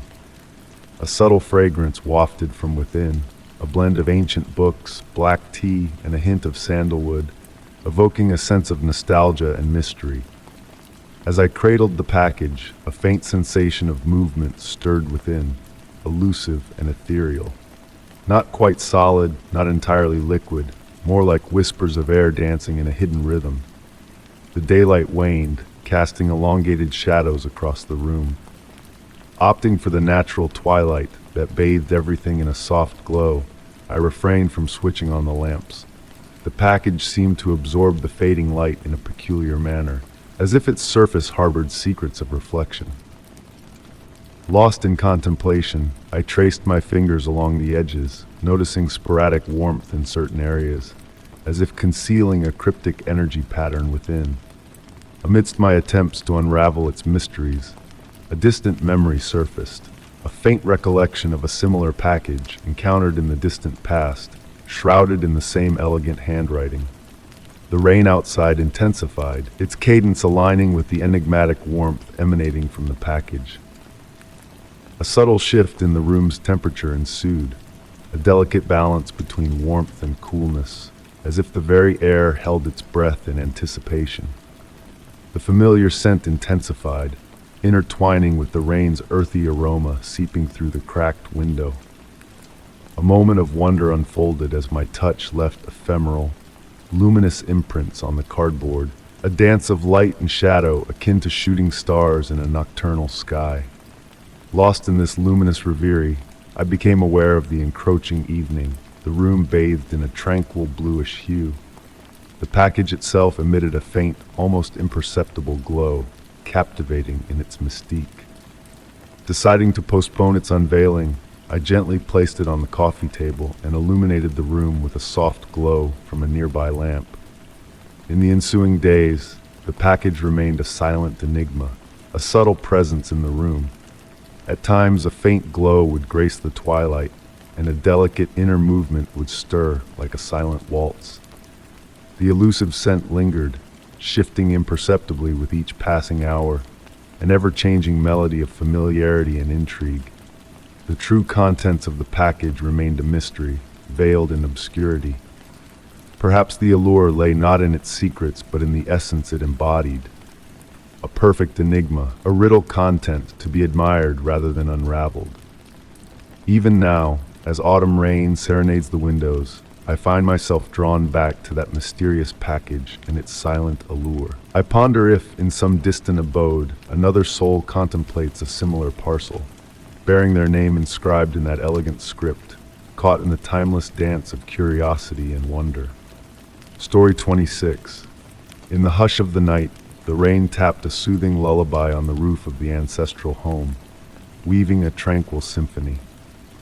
Amidst the remnants of my grandmother's legacy, I unearthed the last few boxes, enveloped in a cloud of wistful memories. The air lingered heavy with the essence of days gone by, mingled with the fragrance of aged wood and swirling dust, illuminated by the setting sun sneaking through the cream-colored drapes. Each item I uncovered seemed to whisper tales of yore, painting vivid recollections of bygone eras. It was when I reached the final box that I stumbled upon a weathered photo album clad in dark leather. Though the cover bore the marks of time at its edges, the material retained a softness that only years can bestow. With tender fingertips, I placed it on the aged oak table in the living room, its pages exuding a faint scent of nostalgia and antiquity. Black and white photographs adorned its leaves, capturing snippets of family history, weddings, birthdays, carefree summer days. A smile tugged at my lips as I recognized the familiar faces of my ancestors in their youth, tracing resemblances across generations. The rustle of pages melded harmoniously with the pitter-patter of rain against the window panes. Pausing at a photo taken in the garden, a summer scene unfolded before me, a leisurely family luncheon frozen in time. Amidst the joyful gathering sat my grandmother, a vision in her floral dress, accompanied by her siblings. The dappled sunlight cast gentle shadows on their beaming faces. Yet amidst this tableau, a solitary figure stood apart, cloaked in a light-hued dress that grazed her ankles, her features veiled by the wide brim of a hat. She was a stranger to me, a presence unspoken of in the family lore spun during festive dinners. Lifting the photograph from its confines, I scrutinized it closely. On the reverse, in my grandmother's elegant script, date was penned, summer 1956. No further clues adorned the back, leaving the mystery of the enigmatic figure unsolved. A chill breeze swept through the room, causing the curtains to dance in its wake as the sun dipped below the horizon, casting a twilight haze that blurred the lines of certainty. Illuminating the room with a soft glow, the vintage table lamp bathed the scene in a warm embrace. Returning my gaze to the photograph under the lamplight, a disconcerting detail caught my eye. The shadow of the mysterious figure defied the natural alignment of light, diverging from the rest of the shadows in the image. While the family's shadows stretched towards the right, hers veered in an incongruous direction, as though illuminated by an unseen source. A shiver skittered down my spine, unearthing a long-forgotten conversation overheard between my mother and aunt, veiled in secrecy and whispers of a woman who had once graced the family before vanishing without a trace. The rain's cadence intensified, a hypnotic rhythm that enveloped me as I delved deeper into the photograph. The figure seemed to grow more distinct while the background blurred slightly, as though she harbored a message waiting to be unveiled. Tilting the photo, I uncovered faint markings in the corner, barely visible to the naked eye. In the faint lamplight, a phrase emerged, "She always sees." Placing the photograph back in the album, I felt a pull to linger on its mysteries, sensing untold stories lingering within the walls of the ancestral home, captured in faded frames. As night descended, cloaking the dwelling in a cloak of silence, I settled into an armchair by the window, the album resting on my lap. Lost in contemplation, questions swirled in my mind. Who was the woman in the photograph? What had she witnessed? And did her gaze still linger upon the house? Leaving the album open on the table, I bid the mystery goodnight, stealing a final glance from the threshold. In the flickering lamplight, it seemed as though the figure had shifted, as if casting a fleeting gaze in my direction. Yet it could have been a mere trick of light, a mystery destined to remain veiled within the time-worn pages of the ancestral album. Story 27. The rain cascaded down with a soothing cadence onto the rooftop, weaving a tranquil symphony that serenaded the stillness of the night. Nestled in my cherished armchair, cradling a cup of now cool chamomile tea in my hands, I drifted into a state of peaceful reverie, entranced by the gentle patter of the raindrops. Amidst this lullaby of nature, a subtle anomaly stirred my senses, a faint, almost imperceptible sound intertwining with the rain's rhythm, soft footsteps echoing from the depths of the basement. Initially dismissing it as mere echoes of the house settling, I acknowledged the peculiar familiarity in the way the sounds reverberated, as though choreographed in a deliberate pattern reminiscent of human gait. Rising languidly from my seat, I placed the cup upon the nearby table, feeling the residual warmth of the wooden floor beneath my feet from the day's fading sunlight. The air grew cooler as I neared the basement entrance, a chilly draft seeping upwards as I grasped the frigid brass handle, its icy touch sending a shiver down my spine. With a click that resonated through the silent house, I descended the staircase into the darkness below, the only illumination filtering through a faint bluish hue from the skylight above. Each step I took was accompanied by a symphony of footsteps, melding with the enigmatic echoes I had heard earlier. The musty scent of the basement, melding aged wood, damp soil, and other indiscernible fragrances, intensified as I ventured deeper into the shadows. Within the dimly lit confines of the basement, shadows danced across the walls with every flash of lightning, casting eerie shapes from the laden shelves of antiquities that seemed to dance in tandem with the rain's tempo. Amidst this spectral display, my gaze fell upon an inexplicable sight. Faint, moisture-laden footprints etched into the dusty floor, resembling ephemeral imprints left by wet souls pacing in circles at the room's center. Approaching the enigmatic tracks, I pondered their origin, finding no logical explanation for their presence. Just as I scrutinized the puzzling footprints, a subtle movement in the distant obscurity of the basement caught my attention. In the darkest recesses where light dared not venture, a slow, almost imperceptible motion stirred, beckoning my curiosity. As I inched closer to the shadowed corner, the air grew colder still, the ambient footsteps echoing around me now, enveloping the space in an uncanny symphony of unseen travelers. Realization dawned upon me as I discerned a deliberate design within the spiral path of footprints, converging towards the room's core. The freshest imprints, glistening with moisture, seemed to materialize before my eyes, as if freshly wrought.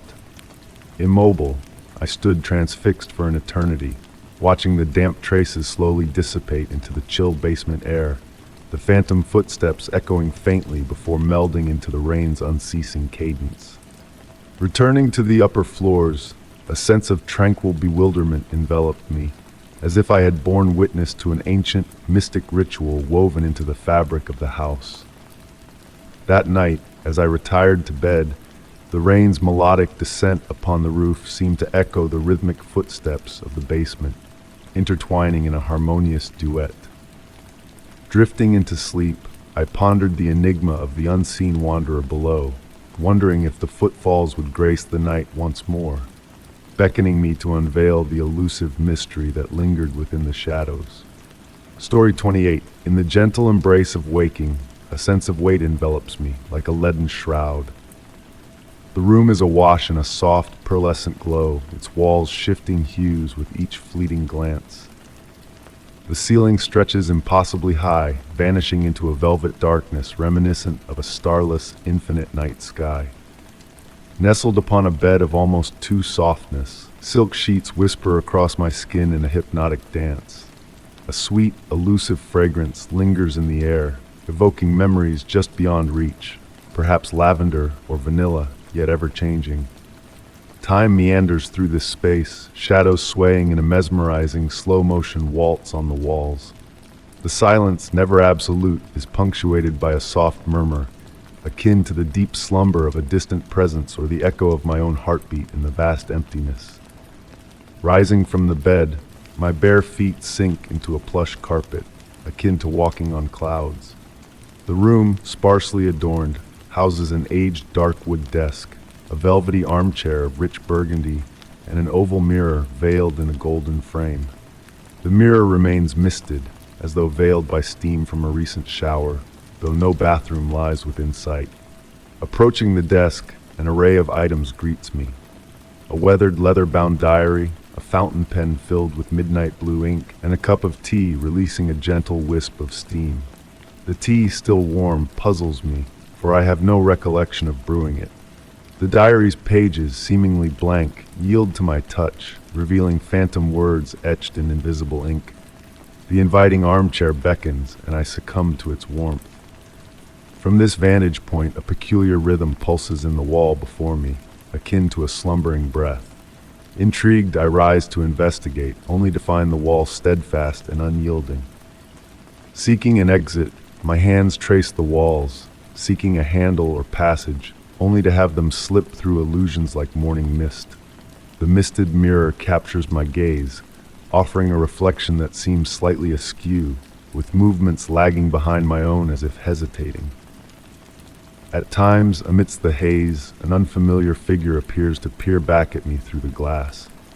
Time ebbs and flows, light shifting in a cadence divorced from day and night.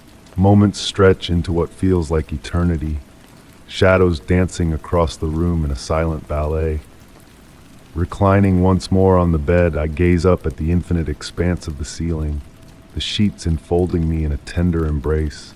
The scent in the air intensifies, now reminiscent of my grandmother's perfume, fresh-baked cookies, or the petrichor of summer rain. Drifting into sleep, I sense the cycle renewing itself, the room ensnaring me in a realm betwixt dream and wakefulness. Uncertain if I dream the room or it dreams me, I ponder the blurred divide between reality and fancy, unsure if escape beckons or if I am content within this eternal reverie. As slumber claims me once more, a whisper of doubt lingers, wondering if freedom awaits, or if the room and I are forever entwined in a tapestry where waking and dreaming intertwine seamlessly, like hues in a canvas freshly painted. Story 29. The autumn rain descended softly, a delicate veil obscuring the world's sharp edges. It grew late, my workday stretching beyond its usual boundaries. Each step I took on the slick pavement merged with the rhythmic patter of raindrops on car roofs. The air hung heavy with the unique scent only rain can craft, a blend of damp earth, decaying foliage, and an elusive freshness that accompanies storms. Approaching the bus stop, a solitary figure caught my eye. Nestled beneath the shelter, they sat motionless, cloaked in darkness. A wide-brimmed hat shielded their face, an enigmatic silhouette against the downpour. What struck me immediately was the paradox. Despite the rain, their coat remained utterly dry.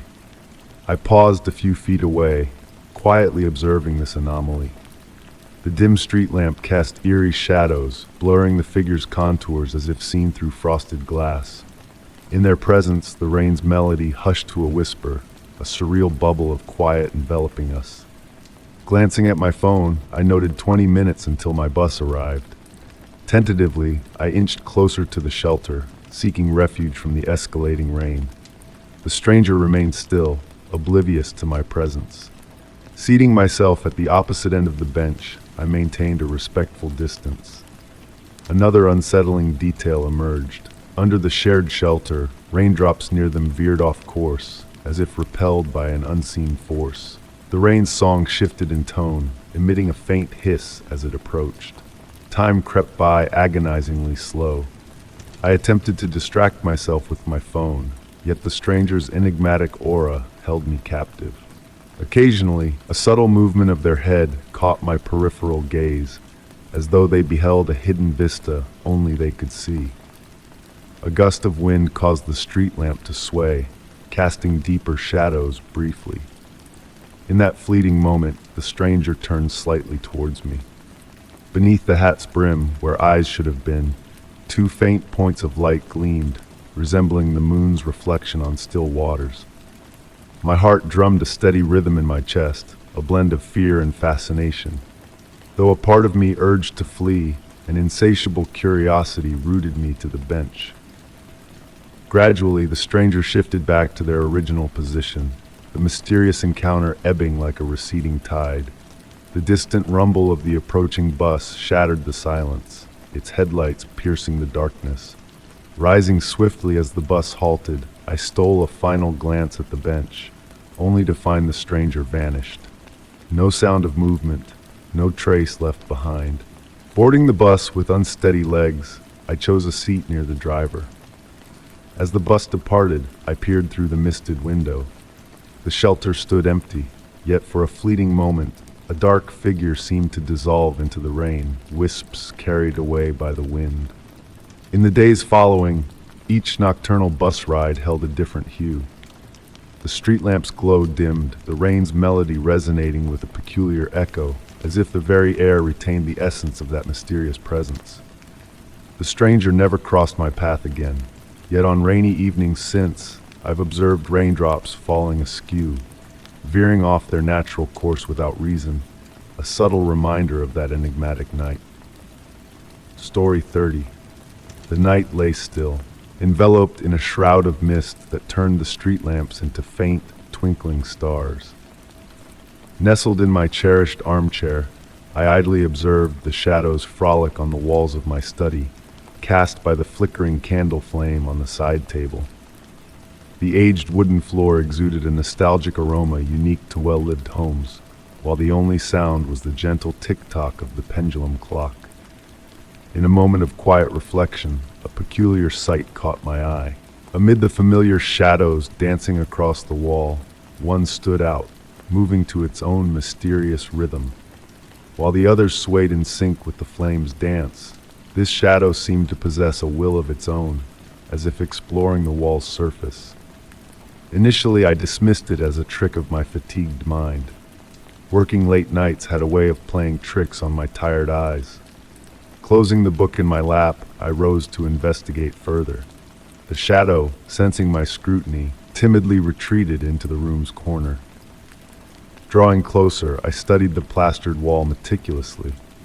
The uneven texture naturally cast small shadows, but the one that intrigued me was different, dense, defined, as if composed of a substance tangible in the absence of light.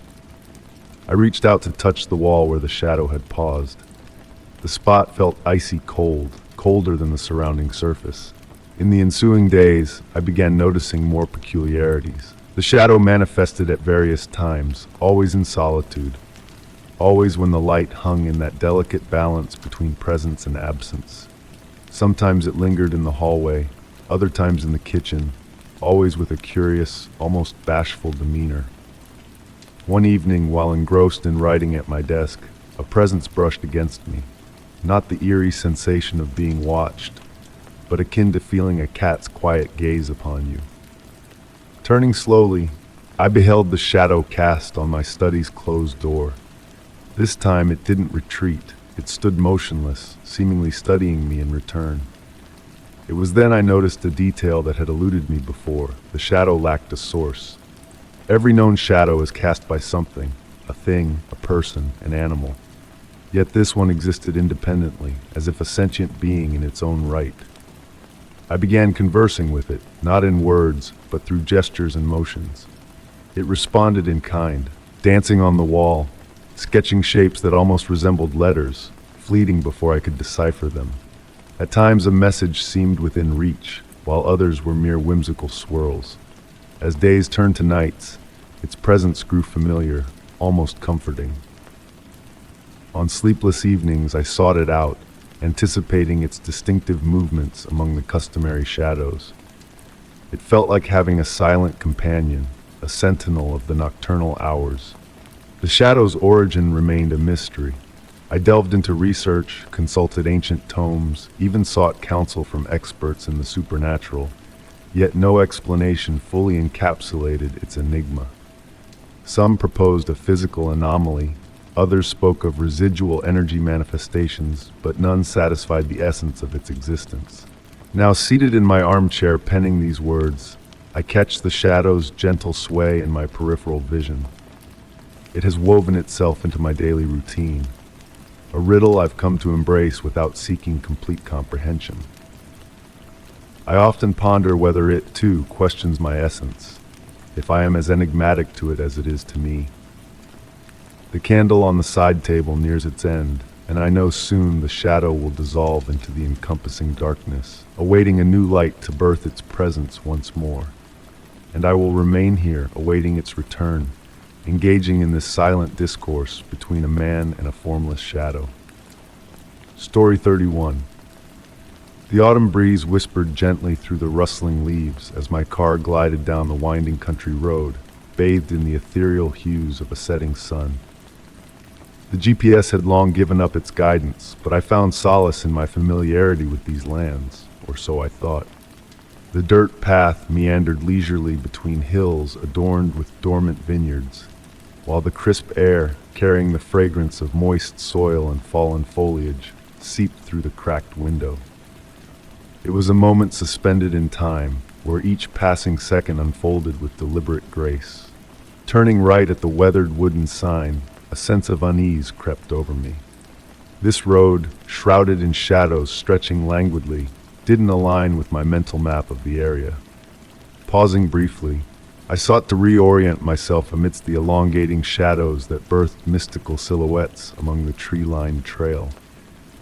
The road beneath my tires was unnaturally pristine, lacking the usual blemishes of a forgotten countryside route. No potholes marred its surface, only a seamless stretch of asphalt that vanished into the encroaching evening mist. Dancing leaves floated lazily in the air, as if time itself had slowed to a crawl in this enigmatic realm. Proceeding cautiously, my curiosity piqued as the landscape morphed subtly around me. The trees flanking the path appeared ancient, their gnarled forms a stark contrast to those I had passed mere moments ago. Their entwined canopies formed a natural archway, through which the waning light of twilight filtered with a delicate touch. In the distance, faint lights flickered like misplaced fireflies, weaving a mesmerizing dance among the tree trunks. Here one moment, gone the next, like fleeting memories slipping through grasp. The silence enveloped me, broken only by the soft hum of the engine and the whisper of leaves stirred by the breeze. With each mile, the road underwent a subtle metamorphosis, its boundaries blurred as if painted by an invisible brush, while shadows deepened in a manner devoid of menace. Reality itself seemed to soften, its edges dulled as though embracing a dreamlike state. An aged brass mailbox caught my eye by the roadside, its impeccable condition defying time's erosion. Adorned with an intricate compass rose engraving, it bore no name or address. As my fingers brushed its surface, a faint warmth seemed to emanate from the metal, a stark contrast to the cool evening air. Continuing along the sinuous path, I noticed increasingly peculiar details.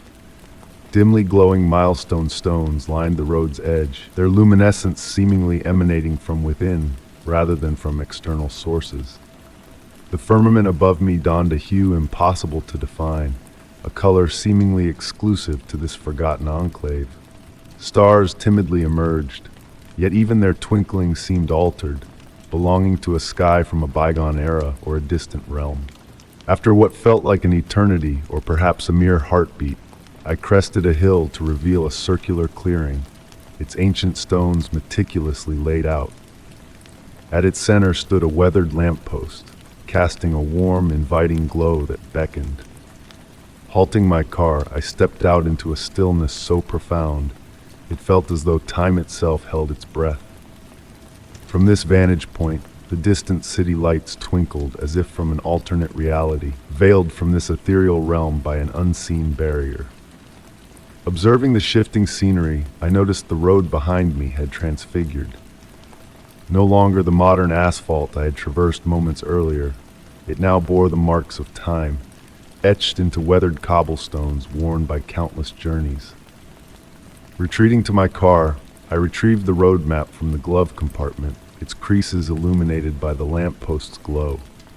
With meticulous scrutiny, I scanned every detail, only to confirm my suspicion. The road I had treaded existed solely in this dreamlike expanse.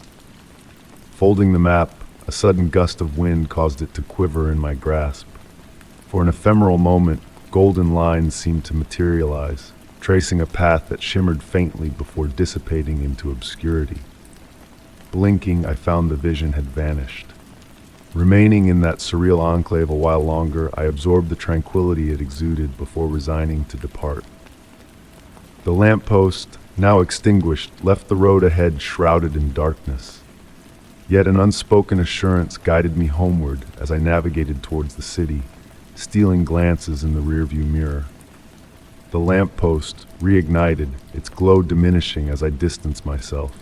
A gilded luminescence danced in the air, akin to stardust scattered upon a road uncharted on any map. In the days that ensued, I sought to retrace my path countless times, scouring the countryside for that elusive road. Every fork, every byway explored, yet the solitary lamppost and its luminous stones remained elusive, as transient as a fading dream at dawn. A faint golden trace upon my aged map, revealed only under a certain light's caress, whispered of a secret yearning to be rediscovered. Story 32. Winter nights have always held a peculiar enchantment for me, especially when the fog descends like a hushed veil over the world. In the quiet sanctuary of my study, cocooned in the embrace of a woolen blanket, I gazed out the window to behold a landscape veiled in a silvery mist, where shadows played in the ethereal glow. The lamplight on my desk cast a soft, inviting radiance, painting flickering patterns on the walls adorned with shelves of ancient books. It was in this tranquil moment that my eyes were drawn to a curious sight in the reflection on the glass. A small, dark wooden box, its intricate carvings shifting and evolving with each passing glance. I couldn't recall ever owning such an object, yet its presence felt strangely familiar, as though it had always belonged in that very room. The wood seemed to breathe, pulsating faintly in the dim light, as if whispering secrets only it knew. In a whisper of movement, I rose from my chair, the blanket cascading to the floor with a soft murmur, the floorboards releasing a quiet creak under my weight. As I drew near the desk, a nostalgic scent of aged wood and beeswax enveloped me, stirring memories long forgotten. My fingertips grazed the warm surface of the box, tracing the ever-shifting carvings that seemed to weave a tale of endless mystery. A moonlit forest, a tempestuous sea, a star-strewn sky on the brink of eternity. Seated once more, bathed in the gentle glow of the lamp, I scrutinized every facet of this enigmatic artifact. And then a realization dawned upon me like a ghostly whisper in the stillness. This box, with its elusive carvings, had visited me in my dreams, haunting my nights with its cryptic presence. Each time, it bore the same aura of enigma that now permeated the air around me. In the hush of the chamber, the steady tick-tock of the grandfather clock seemed to slow, as if time itself paused to listen. Shadows waltzed across the walls, their dance growing more intricate with each passing moment. With a sense of trepidation mingled with curiosity, I lifted the box, surprised by its weight, its secrets hidden within its unassuming exterior. No visible lock met my searching gaze, yet an unspoken promise of significance lingered within. As my gaze lingered on the lid, the carvings began to converge, forming a pattern unknown to my eyes. The wood hummed beneath my touch, resonating with a harmony of scents, beeswax mingling with a deeper, more ancient fragrance shrouded in mystery. A melody, soft and haunting, emanated from within the box, a tune that tugged at the strings of memory, evoking a lullaby long forgotten. My eyelids grew heavy, a drowsiness creeping upon me, the lamp's light pulsing in sync with the hypnotic cadence. And then darkness enveloped me. When I awoke, hours later, the fog had lifted, revealing a sky strewn with stars. The box had vanished, leaving only a shadowy imprint on the desk, a phantom echo of its presence. Was it all a dream? As I prepared to retire for the night, a glint on the back of my hand caught my eye. A faint carving, akin to those on the box, glowing softly in the dimness. Since that fateful night, the box has continued to visit me in my dreams, each time with a new revelation, a fresh mystery to unravel. And with each dawn, the carving on my hand shifts, as though inscribing a message yet to be deciphered. I ponder if others, too, have encountered this elusive box in the realm of dreams, bearing unseen marks of a puzzle that unfolds only in the nocturnal hours. The line between dream and reality blurs, the boundaries of the two worlds merging in a dance of shadows and light. The box, I suspect, is a bridge between realms, a conduit for secrets whispered in the language of the subconscious. As I pen these words, the scent of beeswax lingers in the air, a silent promise of another rendezvous with the enigmatic box in the world of dreams. Tonight, as sleep claims me, I know the box awaits, brimming with untold tales and mysteries yet to be unfurled. And as I drift into slumber, I embrace the unknown, for in the realm of dreams, anything is possible, and the secrets of the box may hold the key to unlocking the mysteries of my own soul. Story 33 Silence draped the winding streets of the quaint hillside town like a velvety shroud. On this particular autumn evening, the air carried hints of smoldering wood and wet foliage, while a misty veil slinked through the narrow alleys like a silent phantom. Peering out from my perch on the third floor, I gazed at the windows of the neighboring houses, each aglow in a comforting amber hue. It struck me as peculiar to see so many lights ablaze at such a late hour, yet no signs of life stirred behind the foggy panes. The distant tolling of the church bell marked 10 o'clock, its chime ringing hollow and distant, as though muffled by a cushion of cotton. Having only recently settled in this town 3 weeks prior, I had never before witnessed the streets so eerily deserted. Normally, even at this late hour, a solitary figure would amble by walking a dog, or the lively banter of young folks from the nearby tavern would drift through the night air as they lingered under the flickering street lamp. Nestled in my favorite armchair, cradling a cup of chamomile tea, I observed that even the familiar stray cat that frequented Mrs. Miller's windowsill was conspicuously absent. Wisps of steam spiraled from the cup, twirling and morphing into fleeting shapes that dissolved into the darkness of the room. Opting to keep only a small reading lamp aglow, casting gentle shadows on the cream-colored walls, I was roused from my reverie by a sudden rustling sound emanating from the hallway leading to the bedroom. Intrigued rather than alarmed, I rose from my seat, setting the cup down on the wooden side table beside me. The sound persisted, a rhythmic shuffle akin to paper being softly dragged along the floor. As I ventured closer to the hallway, a chill permeated the air, not the biting cold of winter, but a coolness reminiscent of stepping into an ancient cathedral. The floorboards murmured softly beneath my weight, a familiar creak that oddly comforted me. Pausing at the threshold of the bedroom, I hesitated. The door stood slightly ajar, a soft blue light seeping through the crack, unlike any illumination within my abode. With a gentle push, the door yielded, emitting a faint creak. The window was shut tight, yet the curtain fluttered as if ruffled by a gentle breeze. At the foot of the window, a lone sheet of paper lay strewn on the floor. Drawing closer, I discerned it to be a weathered newspaper page. The date atop the page read October 15th, 1954, and the headline of the article seized my attention: Mysterious Night of Silence in Pine Grove. The narrative recounted a peculiar evening when the townsfolk had collectively retreated into their homes, as if bound by an unspoken pact of silence whose origins had faded into obscurity. Engrossed in the article, a movement beyond the window snagged my gaze. Across the street, the lights in the houses flickered and extinguished one by one, resembling candles snuffed out by an unseen force. Yet within the shadowed interiors, motionless figures loomed, their silhouettes fixed towards the street. A buzz from my robe pocket alerted me to a message in the building's WhatsApp group. Tonight, remain indoors. It is imperative. Peering out once more, I noted that all lights had now dimmed, save for mine. In the thickening hush, I could discern the steady cadence of my heartbeat slowing, as if attuning to an ancient, enigmatic rhythm. Perching on the edge of the bed, clutching the newspaper page, I marveled at its exquisite softness, as though it had been handled by countless hands. Beyond the window, the mist had thickened, enveloping the street lamps in a milky sheen. From my vantage point, I beheld the deserted main thoroughfare of the town, utterly devoid of life. Recalling the accounts from the article, it was said that following that peculiar night, the townspeople had no memory of the events that had transpired.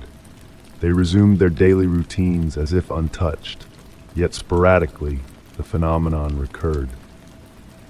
Rising slowly, I made my way to the light switch. Before extinguishing it, I cast one final glance out the window. The mist now twisted into sinuous, almost waltzing forms, and for a fleeting moment, I fancied I glimpsed spectral figures moving within it, like shadows adrift in a sea of cream. With the room plunged into darkness, I settled onto the bed, fully clothed. The silence had deepened, punctuated solely by the steady tick-tock of the clock atop the nightstand. As slumber beckoned, I pondered whether come morning I would retain recollection of this peculiar night, or if I would join the ranks of the townsfolk, oblivious to the cyclical mystery that enveloped our lives.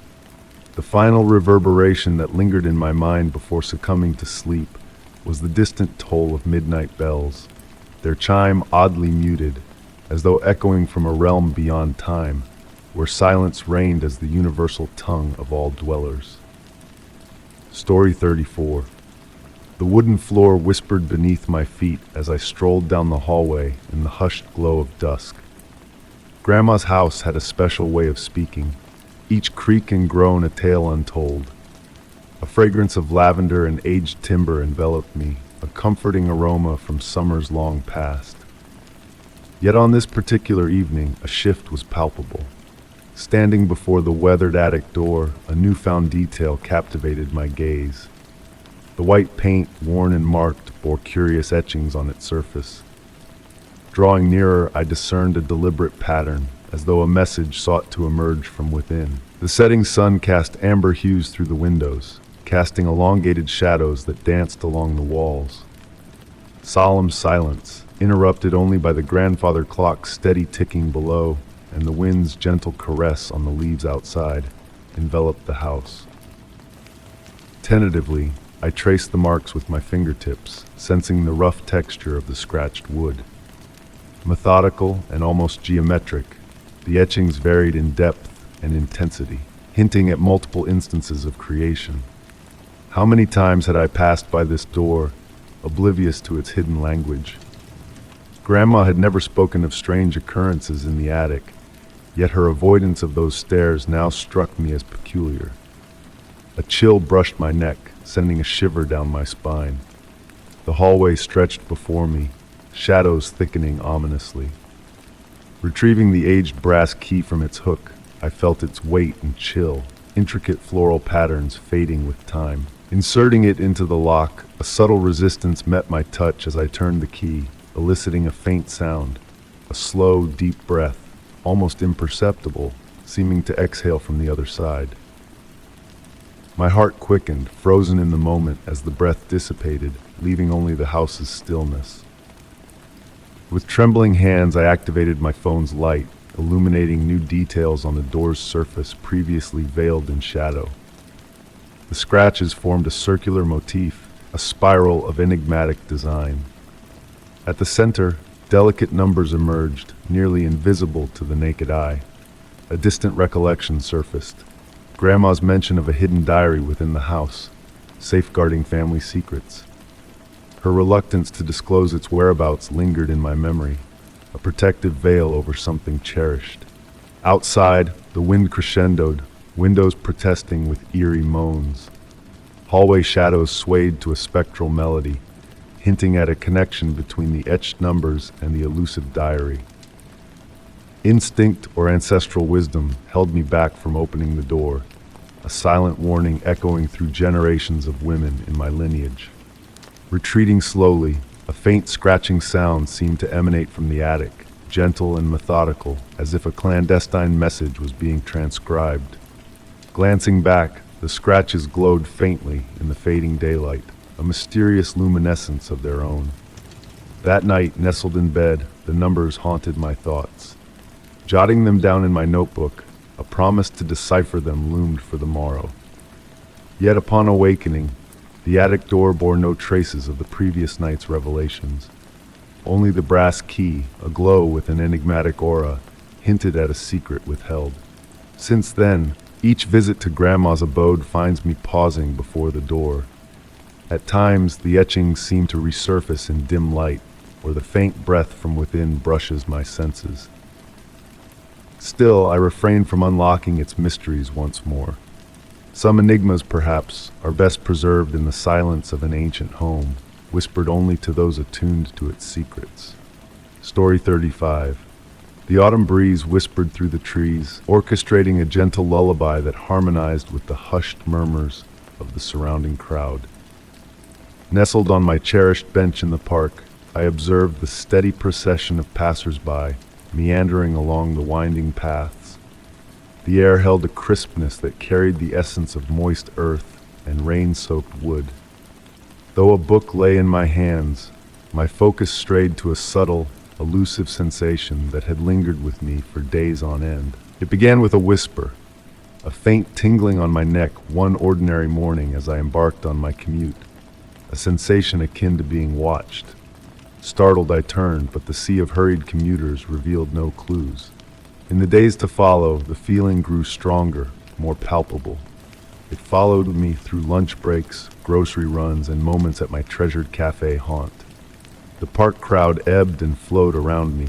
Solitary figures, pairs, groups. A woman in crimson paused to check her phone. An elderly gentleman strolled steadily with his polished cane. Yet amidst the familiar faces, a sense of unease crept in, indefinable, indistinct. Closing my book, I rose from the bench, compelled to wander. The sky transitioned to hues of amber as dusk approached, casting a soft glow on the awakening city. Each step echoed on the pavement, the sensation trailing me like a shadow, a presence unseen but keenly felt. I halted before a shop window, feigning interest in the displayed wares. Through the glass's reflection, I scrutinized the figures passing behind me, and there, amidst the shifting crowd, a peculiar sight caught my eye.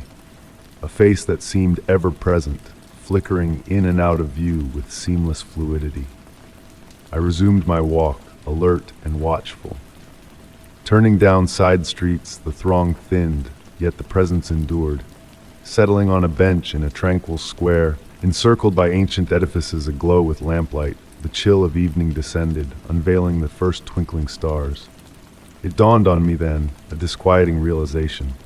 It was not one gaze following me, but many. A collective of eyes, passing the unseen baton in a silent, choreographed ballet.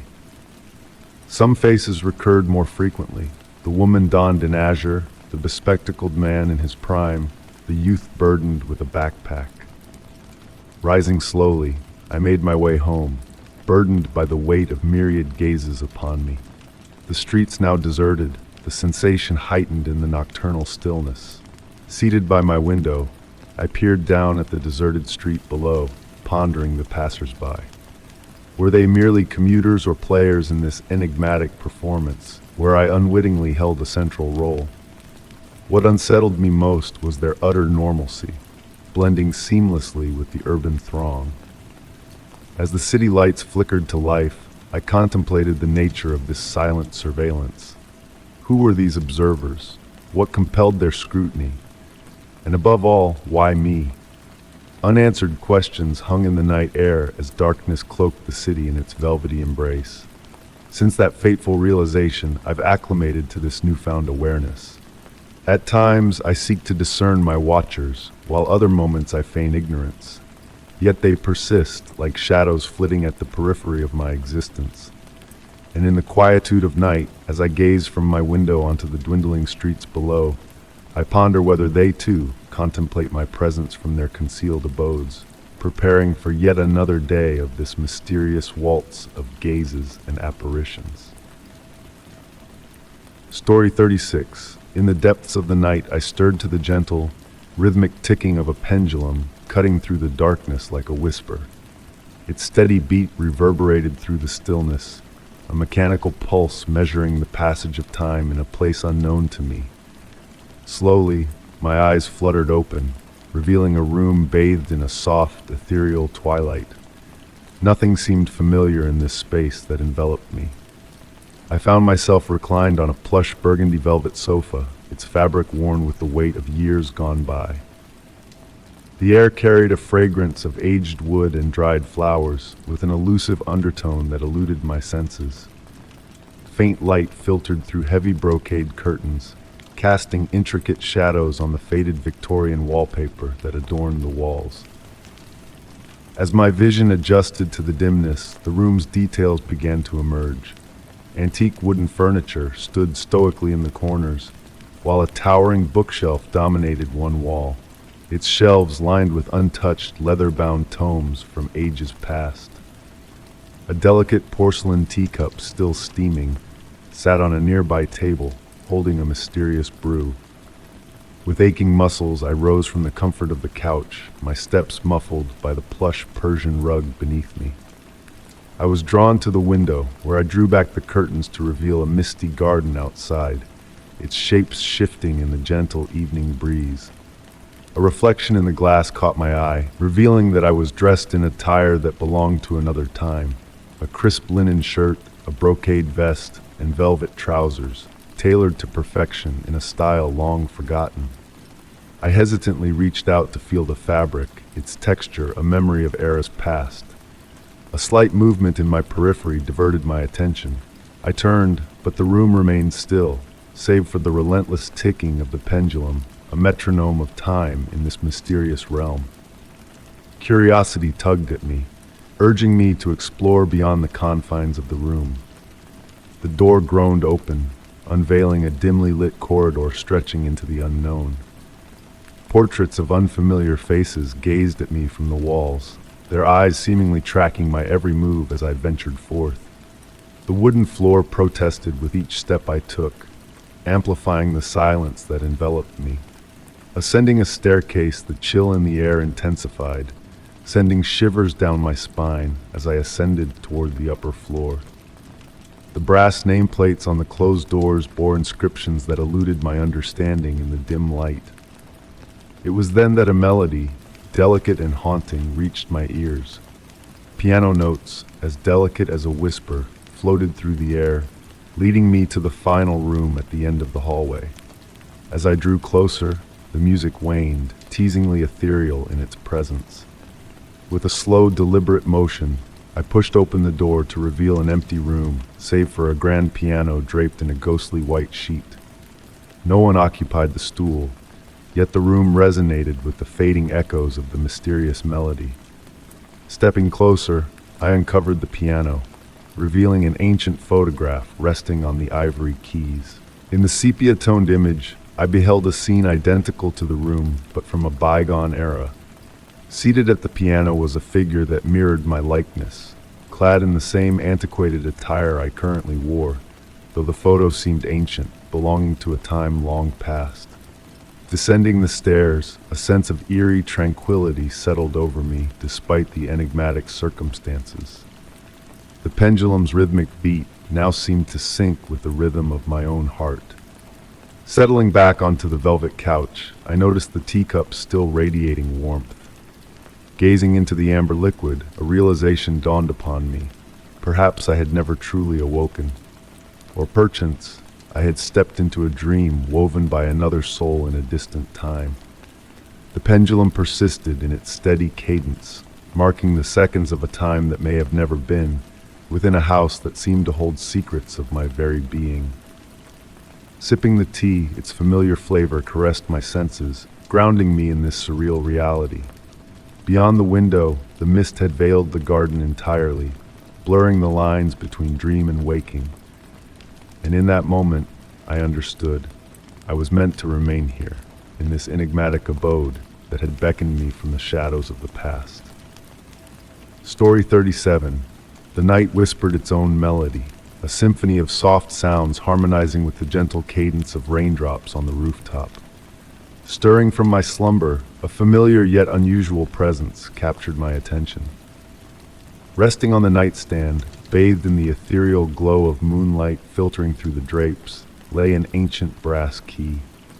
Its intricate details caught the eye, invoking a sense of belonging that transcended time. The key, cool to the touch, exuded a weightiness that defied its small frame, its weathered surface bearing the marks of a bygone era. As I held the key, a subtle chill ran down my spine, beckoning me to explore the mysteries it held. The design, unlike any modern or antique key, bore smooth contours that hinted at a history veiled in secrecy. Floral patterns intertwined with cryptic symbols, evoking a language lost to memory. Compelled by an inexplicable urge, I rose from my bed, drawn into the enigmatic night. The house, cloaked in shadows, appeared transformed under the nocturnal veil. Each step on the wooden floor echoed softly, while the scent of aged wood and faded manuscripts lingered in the air.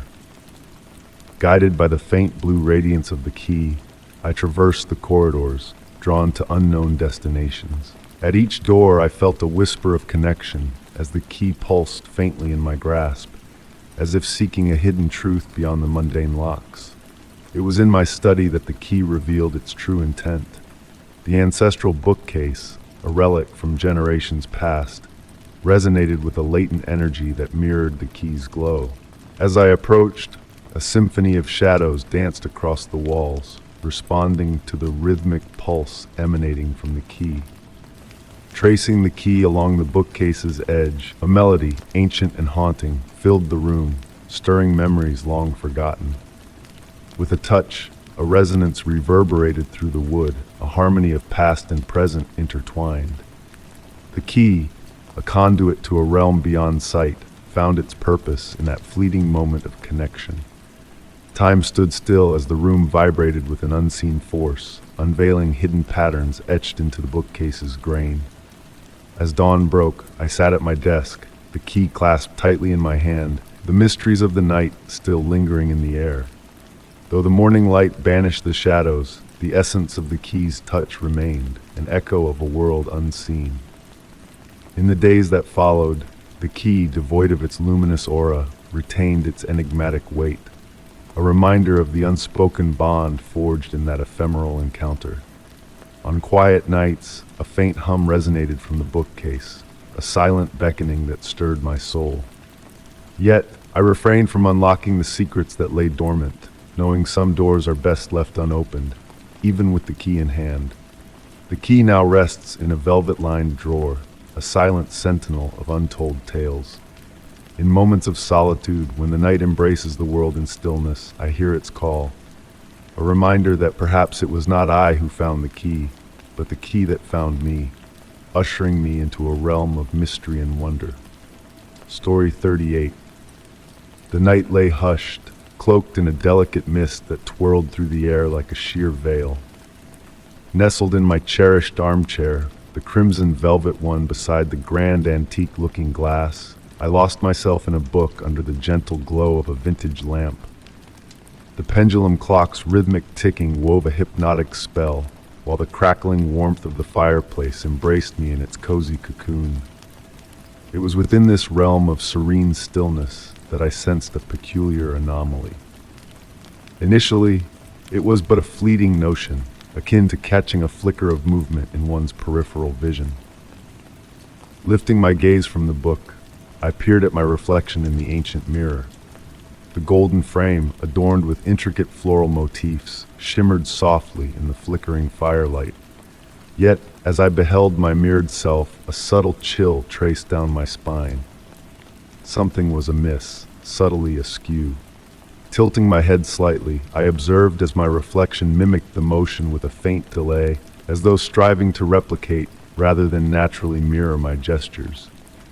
I attempted to dismiss it as mere fatigue or the capricious interplay of shadows in the flickering firelight. Yet the longer I scrutinized, the more evident it became that there lay an unsettling quality to that mirrored image. When I raised my right hand, the reflection hesitated imperceptibly before mirroring the action. When I smiled, the reflection's lips curved with a scarcely detectable lag. The crackling of wood in the fireplace now bore a menacing undertone, as if endeavoring to convey a message. The air grew denser, charged with a subtle tension that prompted me to draw breaths in measured cadence. The fragrance of candle wax mingled with an ancient aroma, reminiscent of musty tomes and faded recollections.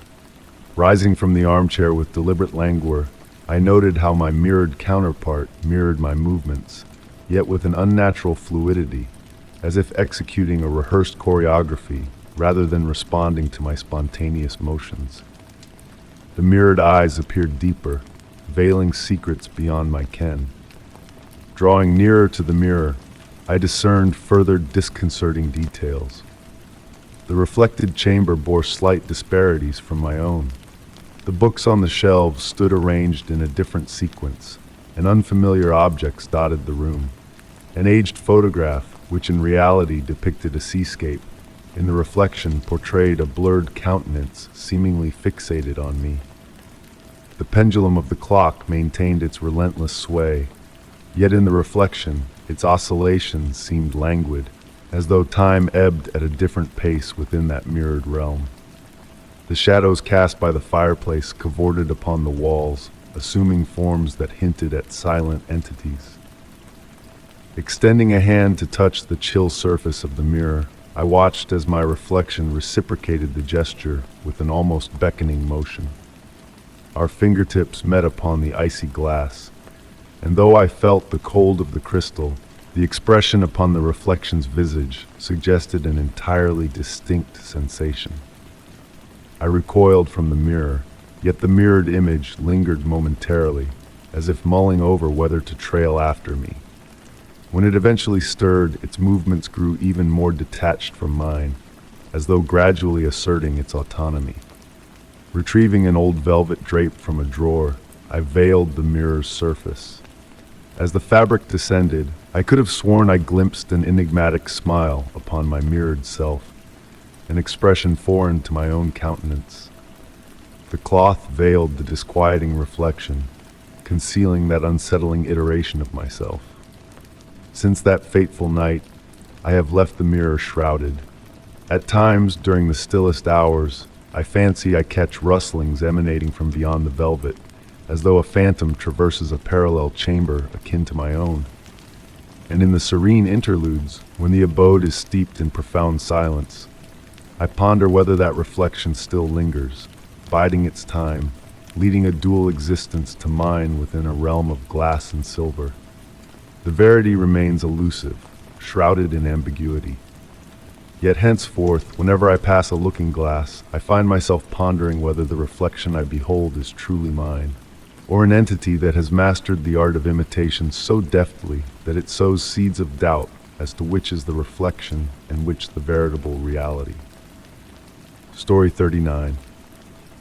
The autumn mist enveloped the streets like a soft gray blanket, shrouding each streetlight in a halo of haze under the cloak of night. It was after a long day's work that I embarked on my journey home, the road ahead blurred by the mist's embrace. Amidst the quiet hum of my tired engine, a peculiar sensation crept into my mind, a subtle whisper hinting at the strangeness of the headlights trailing behind me, unwavering in their distance. The car behind me seemed to mirror my every move, a silent companion in the night, matching my pace turn after turn. As I navigated through the residential neighborhood, the houses stood in silent vigil, their tranquility at odds with the growing unease in my heart. Curiosity leading me, I decided to diverge from my usual path, extending the journey to test the resolve of my mysterious follower. To the backdrop of raindrops tapping gently on my windshield, a soothing melody emerged, a stark contrast to the tension in the air. The rivulets of rain distorted my view, casting an eerie veil over the persistent presence behind me. Through winding side streets and quiet lanes, our nocturnal dance unfolded, a connection unspoken but palpable. The headlights remained a constant, steadfast gaze in the shadowy night, never drawing too near, never falling too far. The neighborhood slumbered on, oblivious to our peculiar procession through its streets.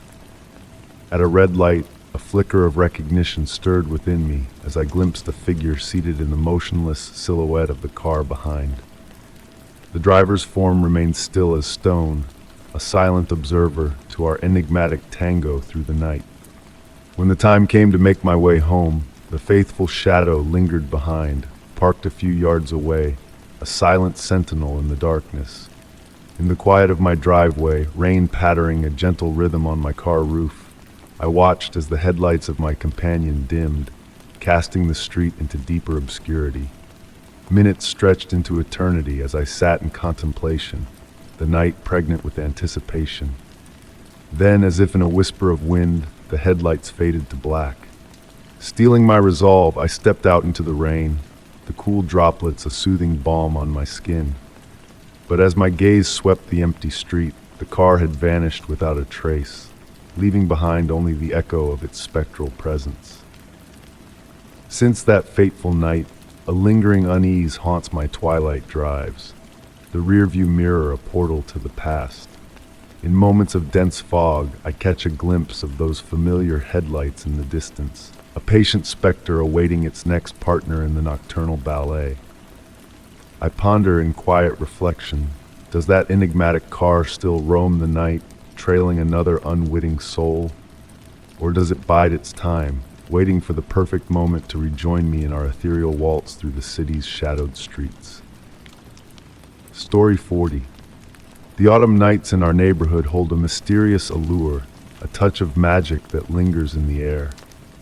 As I walk home from work, the cool breeze carries the whispers of fallen leaves and the soft echoes of footsteps on the damp pavement. Lately, on my evening strolls, a peculiar occurrence has captured my attention. It revolves around a lone streetlight at the intersection of Maple Street and Rose Avenue. Unlike its companions that steadfastly illuminate the path with a warm glow, this particular light behaves in a most peculiar manner. It seems to possess a will of its own, a hidden secret it guards from prying eyes. The first time I noticed its strange behavior, I dismissed it as a mere glitch in the system. Perhaps an old street light in need of repair, I thought. But as the days passed, I couldn't ignore the pattern. The light would dim only when I drew near, as though it wished to conceal something from my sight. Intrigued, I decided to investigate further. Standing about 60 feet away, leaning against the weathered facade of the Art Deco building, I observed. The streetlight shone brightly, casting long shadows and illuminating the dew-kissed blades of grass in the nearby garden. With each step closer, the light wavered, as if hesitant to reveal its true nature. At a mere 15 feet away, it dimmed to a faint glimmer, barely illuminating the surroundings.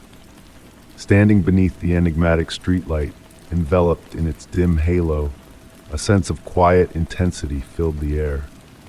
It was as though the very essence of the night held its breath, drawing me into a realm of shadows and whispers. Peering up at the glass casing, I noticed peculiar markings etched upon its surface. Straining my eyes to decipher the cryptic symbols, a sudden movement within the light startled me. Fumbling for my phone to shed more light on the mystery, a sudden gust of wind disrupted the stillness, leaving me with a shiver of unease. In the days that followed, I made it a habit to pass under that peculiar streetlight, eager to unravel its mysteries. Each encounter unfolded like a silent ballet, the light dimming, the world hushing in anticipation, a feeling of unseen eyes watching from above. Gradually, subtle details revealed themselves. The light's color subtly shifted, as if conveying hidden messages through its ever-changing hues. One moonlit night, within the circle of twilight beneath the streetlight, a faint, melodious hum reached my ears. A metallic resonance, almost musical in its cadence, seemed to emanate from within the metal pole, resonating through my fingertips as I touched its cold surface. Captivated by the enigmatic charm of the streetlight, I meticulously documented each encounter, noting the nuances of its behavior. I observed how its dimming intensity mirrored the lunar phases, dimming to darkness during the new moon, and maintaining a steady glow under the full moon's watchful gaze. The rhythmic cadence of its return to brightness, precisely 23 seconds after my passage, hinted at a hidden order within its mysterious design. Intriguingly, I found myself unconsciously adapting to its rhythm, slowing my pace as I approached, as if drawn into a silent pact with the ancient light. Sometimes, I lingered beneath its fading glow, lost in the whispers of a bygone era carried on the faint hum that echoed from within. I resisted the urge to seek a logical explanation for this phenomenon, content to embrace the mystery that had chosen me as its confidant. Each night, as I made my journey homeward, I felt the streetlight's silent presence beckoning me, inviting me into its realm of shadows and half-truths. In that fleeting moment of darkness, when the world paused and the light dimmed, I felt a part of something greater, a dance of shadows and light, a language spoken in the silence of the night. The streetlight and I, we shared a secret bond, a nightly ritual of dimming and brightening, a dance of mystery and wonder. Whether electrical anomaly, inexplicable marvel, or something beyond comprehension, I found solace in the knowledge that within this corner of the city, a small enigma existed solely for me. And so, under the watchful gaze of the dimming light, I continued this peculiar dance, embracing the unknown, finding solace in the whispers of the night. Story 41. The stillness of the night enveloped me, broken only by the gentle hum of the refrigerator and the rhythmic ticking of the kitchen clock. It was 2 a.m., a time when the world seemed to hold its breath, existing solely for me in that moment. The soft glow of the reading lamp cast delicate shadows upon the walls, as wisps of steam from my chamomile tea floated lazily through the air. Amid this tranquil ambience, a peculiar detail caught my eye, the apartment next to mine. In all the 6 months I had lived there, I had never seen a soul enter or exit that door. No sounds, no lights, just silence. Yet on this particular night, a faint light seeped out from beneath the door, akin to the flicker of a solitary candle. Intrigued, I set down my cup and ventured closer to the dividing wall. Placing my ear against its cool surface, I strained to detect any hint of activity. The stillness was unyielding, yet an intangible difference lingered in the air, a heaviness that tugged at my senses. In the days that followed, my curiosity blossomed like a creeping vine. I observed the apartment with newfound scrutiny, the absence of mail, the pristine doorknob amidst dusty neglect and faint, ghostly rustlings in the dead of night. My research into the building's history revealed a puzzling void surrounding the mysterious occupant of that space, shrouded in secrecy and intrigue. One fateful night, the haunting strains of a piano drifted through the walls, a haunting melody that stirred ancient emotions within me. Drawn to the sound, I sought its source, only to be met with a disconcerting truth. There was never a piano in that apartment, a revelation that deepened the enigma surrounding the silent occupant next door. As days turned to weeks, I noticed more anomalies: the absence of warmth on winter nights, the perpetually dry doormat on rainy days. And then one evening, the door stood ajar, a silent invitation laced with mystery. Heart pounding, I hesitated at the threshold, torn between curiosity and fear. In the end, I chose to leave the secrets undisturbed, a decision born of instinct rather than rationale. Returning to my own sanctuary, I found solace in the enigmatic presence that dwelled beyond the wall. A silent companion in the night, a reminder of the vast unknown that lingers just out of reach.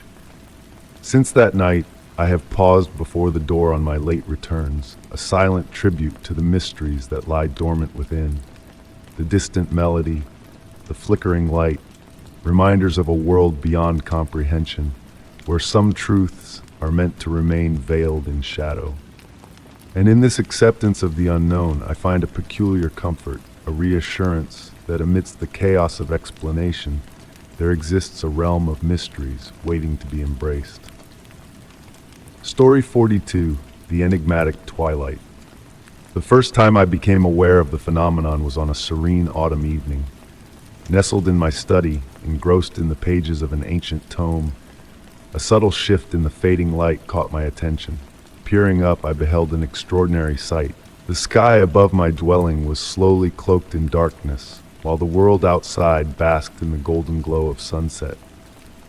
A peculiar contrast unfolded, almost as if an invisible veil had chosen to shroud only the expanse above my roof.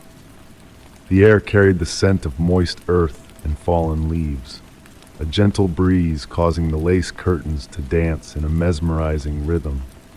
Their soft rustling wove a soothing melody that accompanied this mysterious natural display. In the ensuing days, the phenomenon repeated itself with regularity. Each evening, as the sun dipped towards the horizon, that specific patch of sky above my abode would deepen into shades of twilight unlike the rest of the heavens. It appeared as though an artist had painted a square canvas of gray and midnight blue amidst the azure expanse, creating a surreal spectacle. I found myself captivated by this nightly occurrence, often ensconced in the worn velvet armchair by the window. The aged wooden floor whispered beneath me as I shifted to track the evolution of this celestial enigma. The room grew cooler, a delicate mist forming intricate patterns on the window, dancing alongside the shadows. One day, amidst my contemplation of this enigmatic phenomenon, a new revelation unfurled. Amidst the darkened expanse, tiny points of light twinkled into existence and vanished, akin to stars performing a private ballet. Their erratic movements held a hypnotic allure, almost akin to a symphony. The silence of the house seemed to amplify their presence, while the ticking of the hallway clock beat in harmony with their dance. As weeks passed, I discerned subtle reactions from the objects within my home. The antique mirrors reflected a softer, more embracing light. Shadows elongated into enigmatic shapes, reminiscent of ancient symbols. Even the plants on the windowsill flourished during these moments of selective darkness, as if drawing sustenance from the twilight. One evening, while nestled in my study, a gentle caress brushed my shoulder, as if borne by the wind. I turned, but of course found no one there. The fragrance of aged books and ancient wood intensified, momentarily suspending time. The clock's rhythmic ticking seemed distant, as if echoing from another realm. I commenced a journal to document these occurrences, detailing the nuances of the shifting light, the dancing shadows, the ethereal vibrations resonating through the air. My script evolved into a graceful, flowing hand during these episodes, as if guided by an unseen hand. On the quietest nights, a melody seemed to emanate from that darkened sky. It defied verbal description, a sensation that reverberated deep within. It felt as though the darkness housed an ancient melody, a cosmic lullaby heard solely by my dwelling. With time, I embraced this mystery instead of dreading it. My home had transformed into a conduit between the mundane and the extraordinary, a realm where light and shadow waltzed in an eternal ballet. While the world outside continued its daily rhythm, I found solace in the embrace of these gentle shadows, in the interplay of light and darkness that unfolded exclusively for me. Night after night, I beheld the darkening sky above my abode, recognizing that some enigmas are meant to be experienced rather than unraveled. My dwelling had become a sanctuary of marvel, where the ordinary and the extraordinary converged in a perpetual dance of shadow and light, of the known and the unknown, of reality and dreams. Story 43. The ocean that night lay eerily tranquil. Nestled on my wooden veranda, I swathed myself in a cozy woolen throw, entranced by the soft, rhythmic caress of waves against the shore. The moon, full and luminous, cast a silvery path upon the water, beckoning me to venture beyond the horizon. Lost in contemplation, a peculiar sight drew my gaze. A subtle green luminescence, almost ethereal, swaying amidst the waves near the shoreline. Rising slowly from my rocking chair, its aged wood emitting a faint groan, I descended the weathered steps, embraced by the briny breeze. Despite the late hour, the sand beneath my bare feet retained a comforting warmth. As I neared the water's edge, where the gentle tide kissed the earth, the green glow materialized into an antique glass bottle, its elegant form cradling a yellowed scrap of paper. With care, I lifted the weighty bottle, its surface veiled by a salt-weathered patina that rendered it opaque in places. Moonlight filtered through, casting mesmerizing reflections. The cork, sealed with cracked black wax, remained intact, though weathered by time. Peering closer, I discerned the glass held minuscule crystals that sparkled like celestial bodies trapped within. Returning to the veranda, the glow of an oil lamp illuminated my discovery. Placing the bottle upon the worn table, I settled into my favorite armchair. The sea's melody now seemed to deepen, as if harboring a hidden message. With deliberate movements, I began to unravel the sealing wax. The brittle seal disintegrated under my touch, releasing an unusual aroma, a blend of seaweed, aged ink, and an elusive essence. Within, the paper lay rolled, bound by a faded blue ribbon. Fingers trembling, I untied the knot, revealing a surprisingly resilient page, its ink aged to a sepia hue. The script, elegant yet distorted, seemed to convey a message in a language just beyond my grasp. The words danced upon the page, hinting at enigmatic truths. Time ebbs uniquely here, and the light shifts endlessly. Amidst the text, unfamiliar constellations and lunar phases intertwined, accompanied by a mesmerizing spiral drawing that seemed to subtly move when glanced at askance. As I delved into the message, the oil lamp's flame flickered oddly, casting shifting shadows that mimicked the undulating waves. The sea's song transformed, no longer a gentle lull but a rhythmic whisper akin to a forgotten incantation. Time itself seemed to congeal, thickening the air around me. The final passages, miraculously preserved, spoke of a realm where dreams and reality intertwined seamlessly, where time flowed fluidly as water between fingers. The message concluded with a chilling declaration. If these words meet your eyes, you too have been chosen. Observe the sea tonight, witness its altered essence. Raising my gaze from the parchment, the moon appeared enlarged, its reflection upon the water adopting a geometric allure. The green glowing bottle on the table pulsed steadily, akin to a slumbering heart. Carefully re-rolling the message, I returned it to its glass vessel, leaving the cork aside. Casting my eyes to the horizon, I pondered if others before me had unearthed similar messages, if they too had heard the ocean's silent summons. The night drifted on serenely, yet an indefinable shift lingered. Perhaps it was the stars' shimmer upon the water, or perchance it was my own perception altered. Until dawn's embrace, I remained on the veranda, attuned to the sea's murmured secrets. The bottle sat upon the table, its green luminescence waning with the sun's ascent. Uncertain if I'd ever decipher the message's full import, I sensed a transformation within me that night. Occasionally on moonlit eves, I glimpsed that spectral green glow dancing amidst the waves, an invitation to uncover mysteries best left veiled within the ocean's depths. Story 44.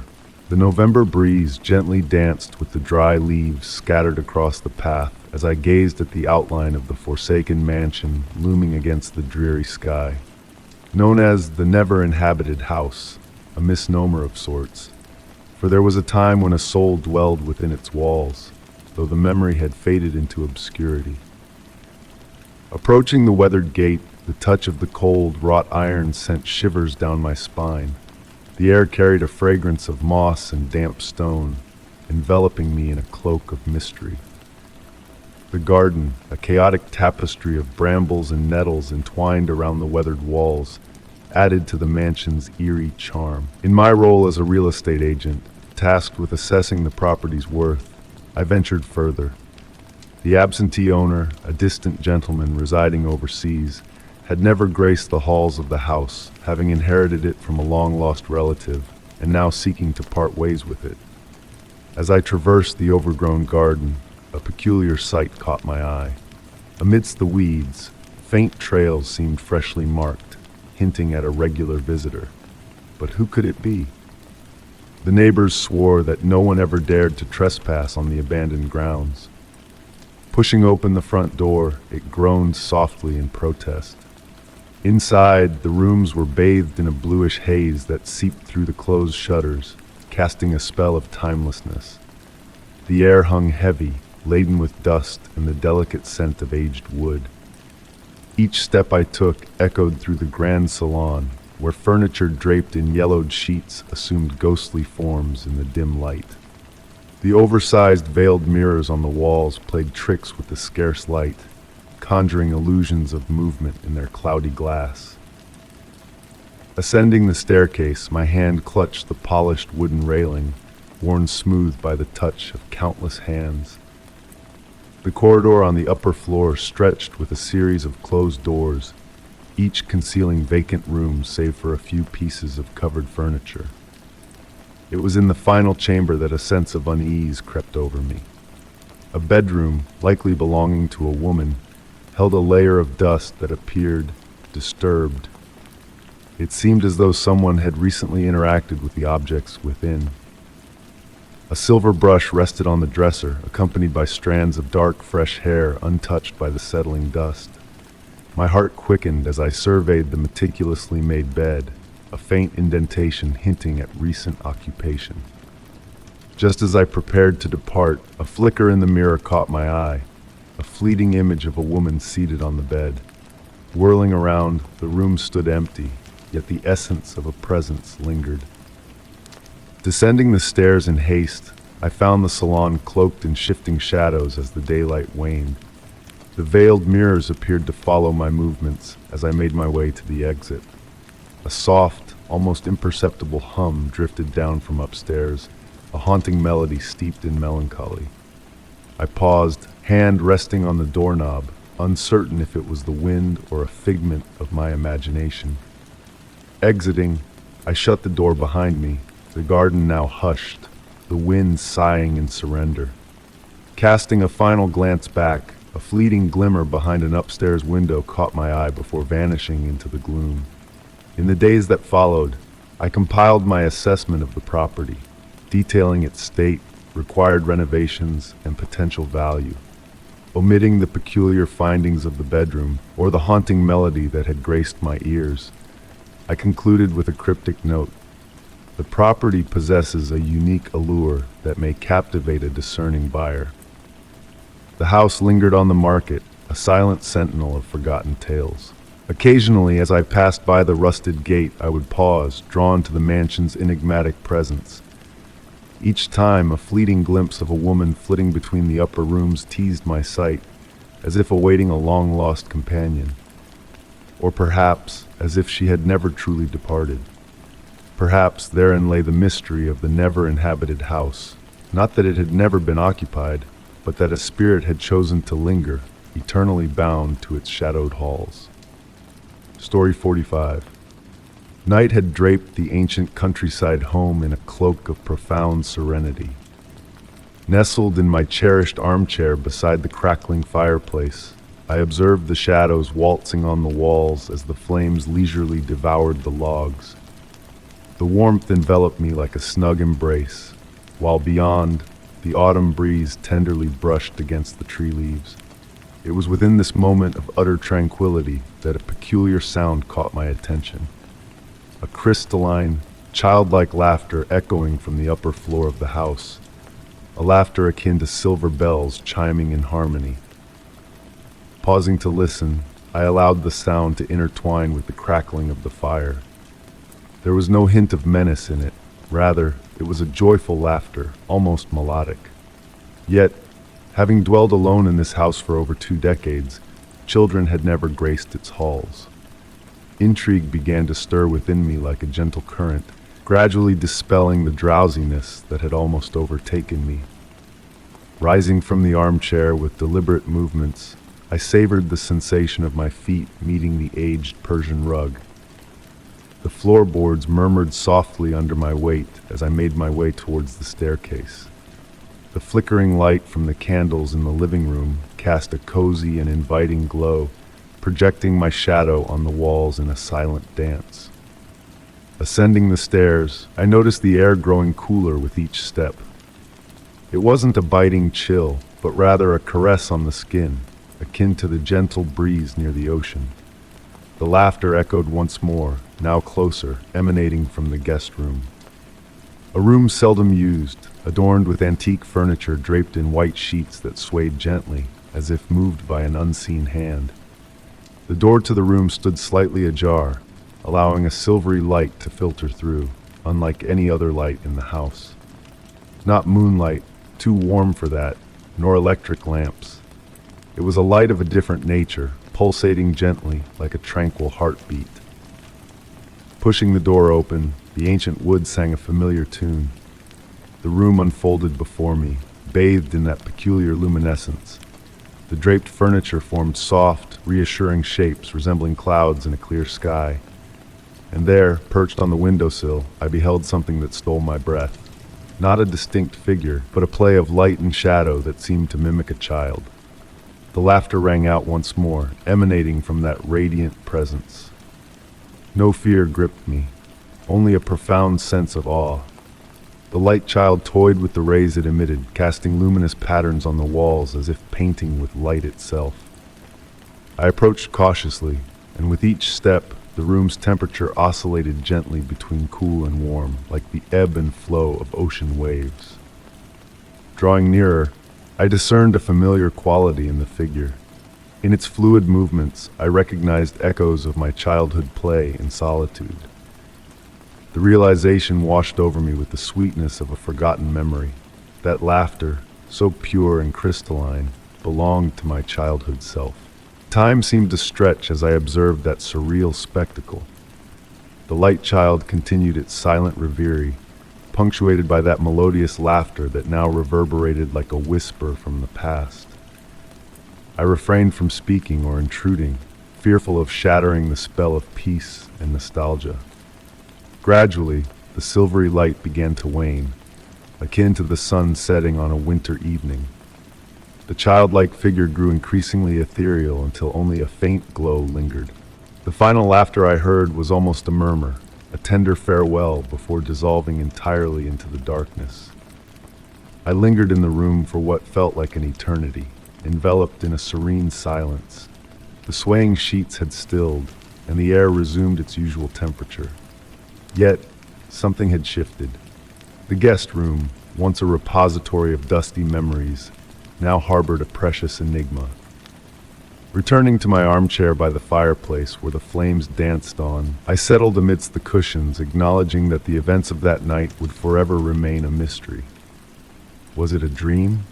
A recollection? Or perchance something deeper, a message from the past embodied in a child's laughter in the shadows? Since that night, whenever I pass by the guest room, I pause to listen. On the quietest of nights, I catch a faint echo of that crystalline laughter, akin to a soothing lullaby guiding me towards slumber. And with a smile, I allow the mystery to endure, a sweet secret shared between myself and the child who laughs in the darkness. Story 46. That night, the snow descended softly from the sky, draping every surface in a flawless cloak that glinted under the faint glow of the street lamps. As a night watchman, I traversed the corridors of the ancient museum, enveloped in a cocoon of solitude, bearing witness to this ethereal display of nature. The time-worn wooden floors murmured beneath my feet, harmonizing with the gentle hum of the heating system. Pausing by a towering window on the second floor, I beheld the ballet of snowflakes pirouetting through the air, gracefully alighting on the earth below. In the heart of the museum's courtyard, amidst the skeletal trees, a figure stirred, capturing my attention not with its presence, but with its mysterious ability to leave no trace upon the pristine snow. Intrigued, I hastened to the security room, where a constellation of monitors bathed the chamber in a cool bluish light. Each screen was scoured for the enigmatic figure, eventually revealing a blurry image on one of the displays focused on the courtyard, an interference disrupting the clarity of the recording. Determined to unravel the mystery, I descended to the ground level, the museum's silence thickening around me like a shroud. My footfalls echoed through the vacant halls, reverberating off the glass cases cradling ancient relics. The air crackled with an electric charge, foreshadowing the inexplicable. Through the glass doors leading to the courtyard, the snow continued its silent descent, a relentless cascade. And there, amidst the snowfall, the figure reappeared, a shadowy silhouette gliding noiselessly across the snowy expanse. With quivering hands, I retrieved my flashlight, its beam passing through the figure as though it were a specter, casting eerie reflections upon the snow. The figure, its features indistinct like shifting mist, turned towards me, prompting a primal conflict within me, to approach or retreat. As I neared the door to the courtyard, the icy glass beneath my touch grounded me in the chilling reality of the encounter. The figure advanced towards me, the air growing colder with each step, my breath materializing in wispy clouds. An unnatural frost began to creep over the glass as the figure loomed closer. Behind it, reality seemed to warp, objects losing their solidity as if caught in a surreal dream.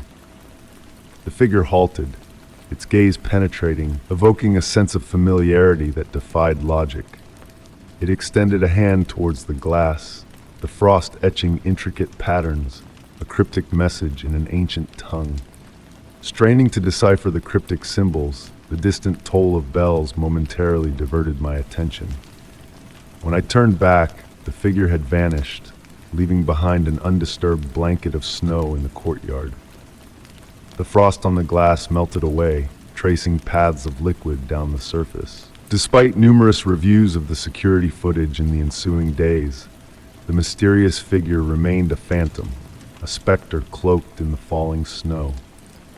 On wintry nights, when silence draped the museum in its embrace, I found myself drawn to the same glass door, yearning for another glimpse of the enigmatic figure that defied explanation. Bathed in the gentle glow of moonlight, amidst the hypnotic dance of snowflakes, I fancied I glimpsed a shapeless form moving among the frosty flakes. In those fleeting moments, I pondered whether our encounter was a harbinger of greater mysteries, a reminder of truths that transcend the visible realm, much like the enigmatic figure that left no trace upon the pristine snow. Story 47. The autumn garden lay veiled in a delicate cloak of mist that morning, enveloping me as I set out to gather the fallen leaves. The crisp air tenderly kissed my cheeks, carrying with it the earthy fragrance of moist soil and the chrysanthemums I had carefully planted weeks ago. An almost palpable silence enveloped the surroundings, broken solely by the soft rustling of withered leaves beneath my feet and the occasional melodious chirping of an early bird. As I diligently raked near the weathered stone bench, a glimmer amidst the foliage caught my eye. A faint, silvery radiance beckoned me, akin to a dewdrop capturing a sunbeam. Kneeling down slowly, I delicately brushed aside the damp leaves, revealing an ancient necklace. This exquisite piece of jewelry boasted an oval pendant adorned with intricate floral motifs and a small azure gem at its heart, captivating light in a mesmerizing dance. Taking the necklace into my hands, I felt its feather-light touch and the chill of its surface against my skin. It was unmistakably not from anyone I knew. Having dwelled alone in that dwelling for over 2 decades, I could not recall any neighbor owning such a splendid ornament. The azure gem continued to gleam with a peculiar luminosity, almost as though it possessed a light of its own. That night, after meticulously cleansing the necklace, I positioned it on the nightstand by my bedside. I drifted off to sleep, mesmerized as the moon's gentle glow filtered through the window, casting ethereal shadows upon the walls. Throughout the night, I stirred from slumber multiple times, sensing a distant melody, akin to a melancholic music box tune echoing through the house. It tantalized my senses, fading as soon as I attempted to grasp it. Come morning, I observed the necklace had shifted position on the nightstand, as if gently moved during the night. In the daylight, the azure gem appeared less radiant, yet as I held it, a subtle warmth emanated from the metal, divergent from the coldness of the previous day. Determined to uncover its origins, I embarked on a quest for knowledge. In the ensuing days, subtle alterations unfolded within the house. Objects on the kitchen table seemed rearranged each morning, as though scrutinized during the night. Family portraits on the hallway wall appeared tilted in varying angles daily. The nocturnal melody persisted, growing clearer, more familiar, yet perpetually elusive. One evening, as I sat engrossed in a tome, the necklace resting on the adjacent table, I distinctly discerned the sound of dainty footsteps emanating from upstairs. Quiet, almost ethereal, they resembled the gait of a child treading softly. Rising cautiously, I ascended the stairs, endeavoring to minimize noise, only to find emptiness. However, in the guest room repurposed as a storage space, I stumbled upon an unfamiliar wooden box, intricately embellished with matching floral motifs as the necklace. Nestled within, atop a faded velvet cushion, lay a photograph aged by time. It depicted a young woman adorned with an identical necklace to the one I had discovered. On the photograph's reverse, a date inscribed in faded ink alongside a poignant message, to remember the happy days in the garden. From that night forth, the music box melody burgeoned in frequency, yet no longer unsettled. It evolved into a soothing lullaby, resonating through the house during the tranquil nocturnal hours. Occasionally, as I lingered in the autumnal garden at dusk, a vague figure would flicker amidst the trees, akin to a memory yearning to materialize. The woman in the photograph remained a mystery, her connection to the necklace and my garden shrouded in enigma. I've learned to embrace this enigmatic presence in my life, akin to embracing the ebb and flow of seasons and the passage of time. The necklace still graces my nightstand, and on serene nights, when the moon reigns supreme and the zephyr whispers through the foliage, I catch faint echoes of laughter intertwining with the music box melody, a nostalgic reverberation of joyous days forgotten by time. Story 48. The gentle evening breeze whispered through the window, carrying the delicate fragrance of night-blooming flowers into the room. Nestled in my favorite armchair, I found myself entranced by the shadows dancing along the walls, cast by the flickering candlelight. Beside me rested my beloved Polaroid camera, a treasured heirloom from my grandmother. Though it had been ages since I last used it, a mysterious urge stirred within me to pick it up on that particular night. The familiar weight of the camera brought a sense of solace as I held it in the dim glow. My fingers instinctively found their place on the shutter button, a motion practiced countless times before. Without hesitation, I aimed the lens towards the darkest corner of the room and captured the moment with a soft click. The flash illuminated the space briefly, followed by the mechanical hum of the photograph developing. As the colors emerged on the white surface, a peculiar sight caught my eye. Within the corner I had photographed, an ethereal figure materialized in the image. Its form was vague, like a wisp of smoke subtly taking on human-like contours. Curiosity piqued, I gazed towards the corner of the room, finding nothing but empty darkness. Intrigued by this mysterious presence, I took another photo in the same direction. This time, the figure in the developed image appeared more distinct, almost as if it had drawn nearer to the lens. A faint outline of a face could be discerned, though its features remained blurred and enigmatic. A sense of wonder tingled down my spine, not out of fear, but a profound fascination. Compelled by an unseen force, I continued to capture image after image, each unveiling the figure in greater detail. With each snapshot, the figure seemed to inch closer, gradually solidifying before my eyes. It was as though the photographs acted as a conduit for its manifestation, allowing it to materialize within our realm. The once indistinct form began to take shape, revealing attire reminiscent of a bygone era, perhaps from the 1940s. A profound silence enveloped the room, the air heavy with an unseen presence that I could sense but not see. The atmosphere grew chilling, the candle flame flickering without a breath of wind. Spellbound by this silent communion, I continued to photograph, savoring each moment of this otherworldly encounter. In the final photo of that mystical evening, the figure loomed close, filling the frame entirely. A gentle smile graced the woman's face, her eyes seeming to meet mine through the glossy surface of the Polaroid. A sense of familiarity washed over me, stirring memories long forgotten. Trembling slightly, I retrieved an old photo album, flipping through its yellowed pages until I found what I sought. A photograph of my grandmother in her youth, captured by the very same Polaroid, revealed an identical smile to the one I had just immortalized. Arranging the photographs chronologically on the small table, a silent narrative unfolded before me, a bridge spanning two worlds, crafted through the lens of an ancient camera. I never attempted to replicate that extraordinary experience, returning the Polaroid to its place on the shelf. Even now, on tranquil evenings when the light takes on a golden hue, I find myself drawn to those photographs. At times, it appears as though the smile in the image shifts subtly, as if my grandmother were communicating a message across the delicate boundary between memory and reality.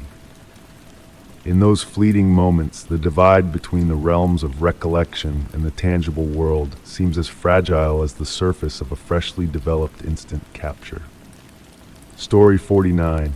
The hotel corridor glowed with a soft amber light filtering through honey-colored glass shades. It was the late hour, and the hush of the night was broken only by the gentle hum of air conditioning units. I made my way towards the elevator, pulling my suitcase along the silent burgundy carpet.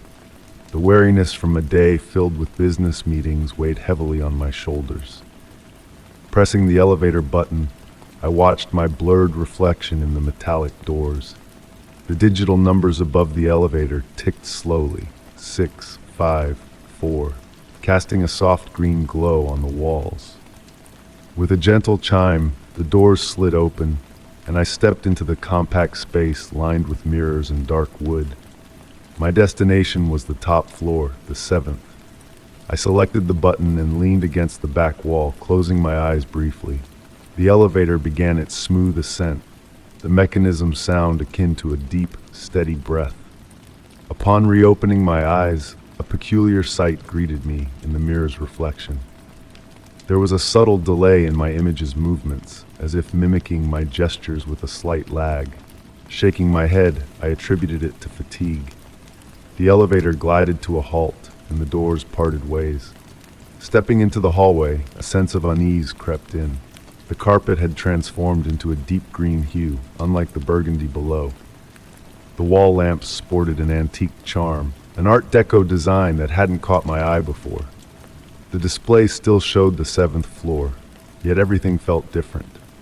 The corridor appeared elongated, narrower, and a peculiar scent lingered in the air, reminiscent of old books and ancient wood. The room numbers were peculiar, 7A, 7B, 7C instead of the standard numerals I had expected. Turning to head back to the elevator, I found the doors sealed shut. Pressing the call button yielded no response. The display above remained dark, as though the elevator had vanished.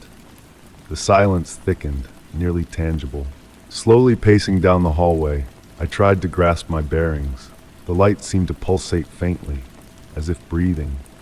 Each door I passed seemed identical, yet emitted a distinct aura, hinting at concealed tales behind their dark wood facades.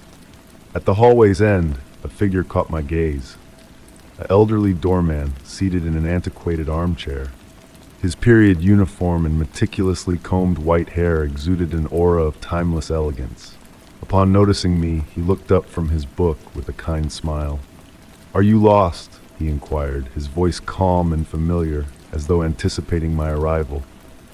"I believe I am," I confessed. "I was heading to the 7th floor, but this place—" "Ah, but this is indeed the 7th floor," he interjected with a mysterious smile. "Just not the one you sought. You see, this elevator possesses a unique trait. It guides weary travelers to where they truly need to be, not necessarily where they think they should go." I surveyed my surroundings with fresh eyes, noting intricate details I'd previously overlooked. Black and white photographs of smiling figures in period attire framed in gold adorned the walls, while a clock displayed an impossible time, its hands moving counterclockwise. "Fear not," the doorman continued, gently closing his book. "The elevator shall return at the opportune moment. Meanwhile, why not rest? Time is of no essence here." Nestling into the armchair beside him, my fatigue dissipated gradually. The once unsettling silence now cradled me in its warmth, akin to a comforting embrace. The doorman resumed his reading, and I found myself entranced by the shadows dancing on the walls, weaving hypnotic patterns. Time seemed to lose its hold. It could have been moments or hours that passed. The backward ticking clock produced a soothing melody, akin to a lullaby. At some point, the familiar chime of the elevator sounded. "There," the doorman remarked without glancing up from his book. "I believe your path awaits you now." Rising to my feet, a peculiar sense of rejuvenation enveloped me. Approaching the elevator, I turned to express my gratitude, only to find the armchair vacant. The book he had been reading lay on the armrest, its aged leather cover gleaming faintly in the soft light. The elevator doors glided open noiselessly. Stepping inside, the journey was swift this time. Upon exiting, I found myself back in the familiar corridor with the burgundy carpet and contemporary lamps. Reaching my room, I inserted the key into the lock. Before entering, I cast a final glance towards the elevator. For a brief moment, the digital display flickered, revealing an unfamiliar symbol before reverting to 7. Since that night, every elevator ride in a hotel invokes a sense of wonder. Will it lead me to my intended destination, or where I truly belong? And on the quietest of nights, I swear I hear the rustle of pages from an ancient tome, turned by unseen hands in a corridor that exists between floors, beckoning weary travelers to a realm beyond the ordinary. Story 50. The moonlight drifted gently through the sheer curtains, painting ethereal patterns on the weathered wooden floor. Nestled in my beloved armchair, I basked in the tranquility of the night when my eyes landed upon the ancient mahogany box perched atop the mantelpiece. A relic from my grandmother's time, it had always been a fixture in this house, yet its contents remained a mystery, untouched by human hands. Bathed in the soft glow of the moon, the box seemed to come alive. its intricate carvings dancing in the shadows. I couldn't recall ever seeing it open, not even in my grandmother's days. It existed on the fringes of my consciousness, like a forgotten treasure waiting to be discovered. But on that particular night, a subtle shift in the air beckoned me closer. Was it the way the moonbeams caressed the polished surface, or the profound stillness that enveloped the room? Rising from my seat, the wool of my sweater whispered against the chair, echoing in the hushed atmosphere.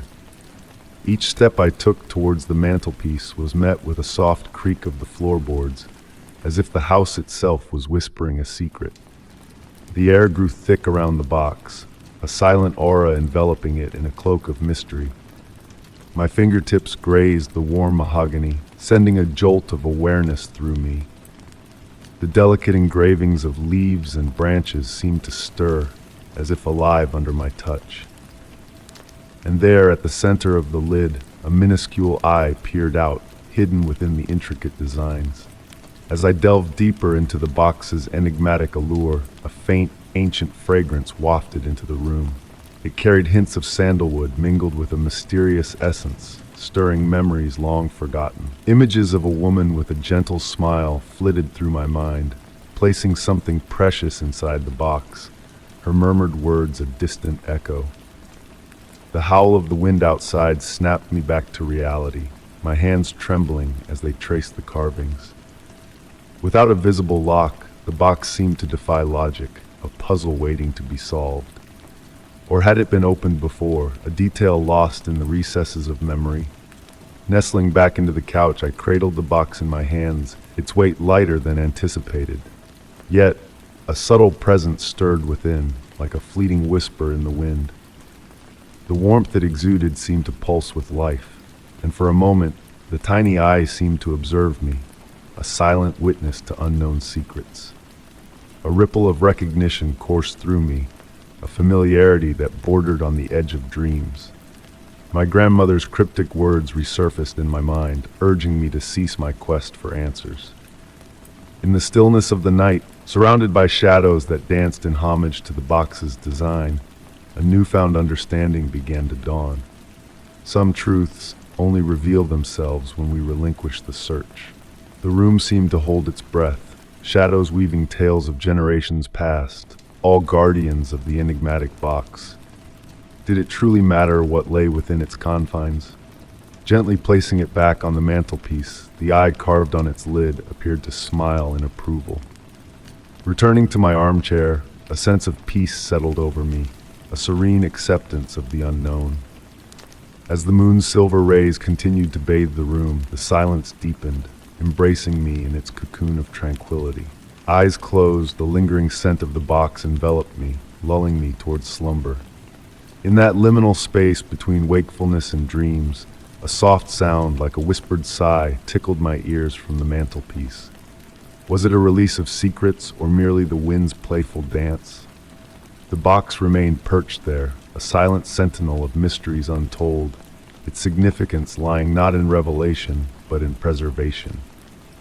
And in that realization, a newfound serenity washed over me, cradling me in its soothing embrace as I drifted into the realm of dreams.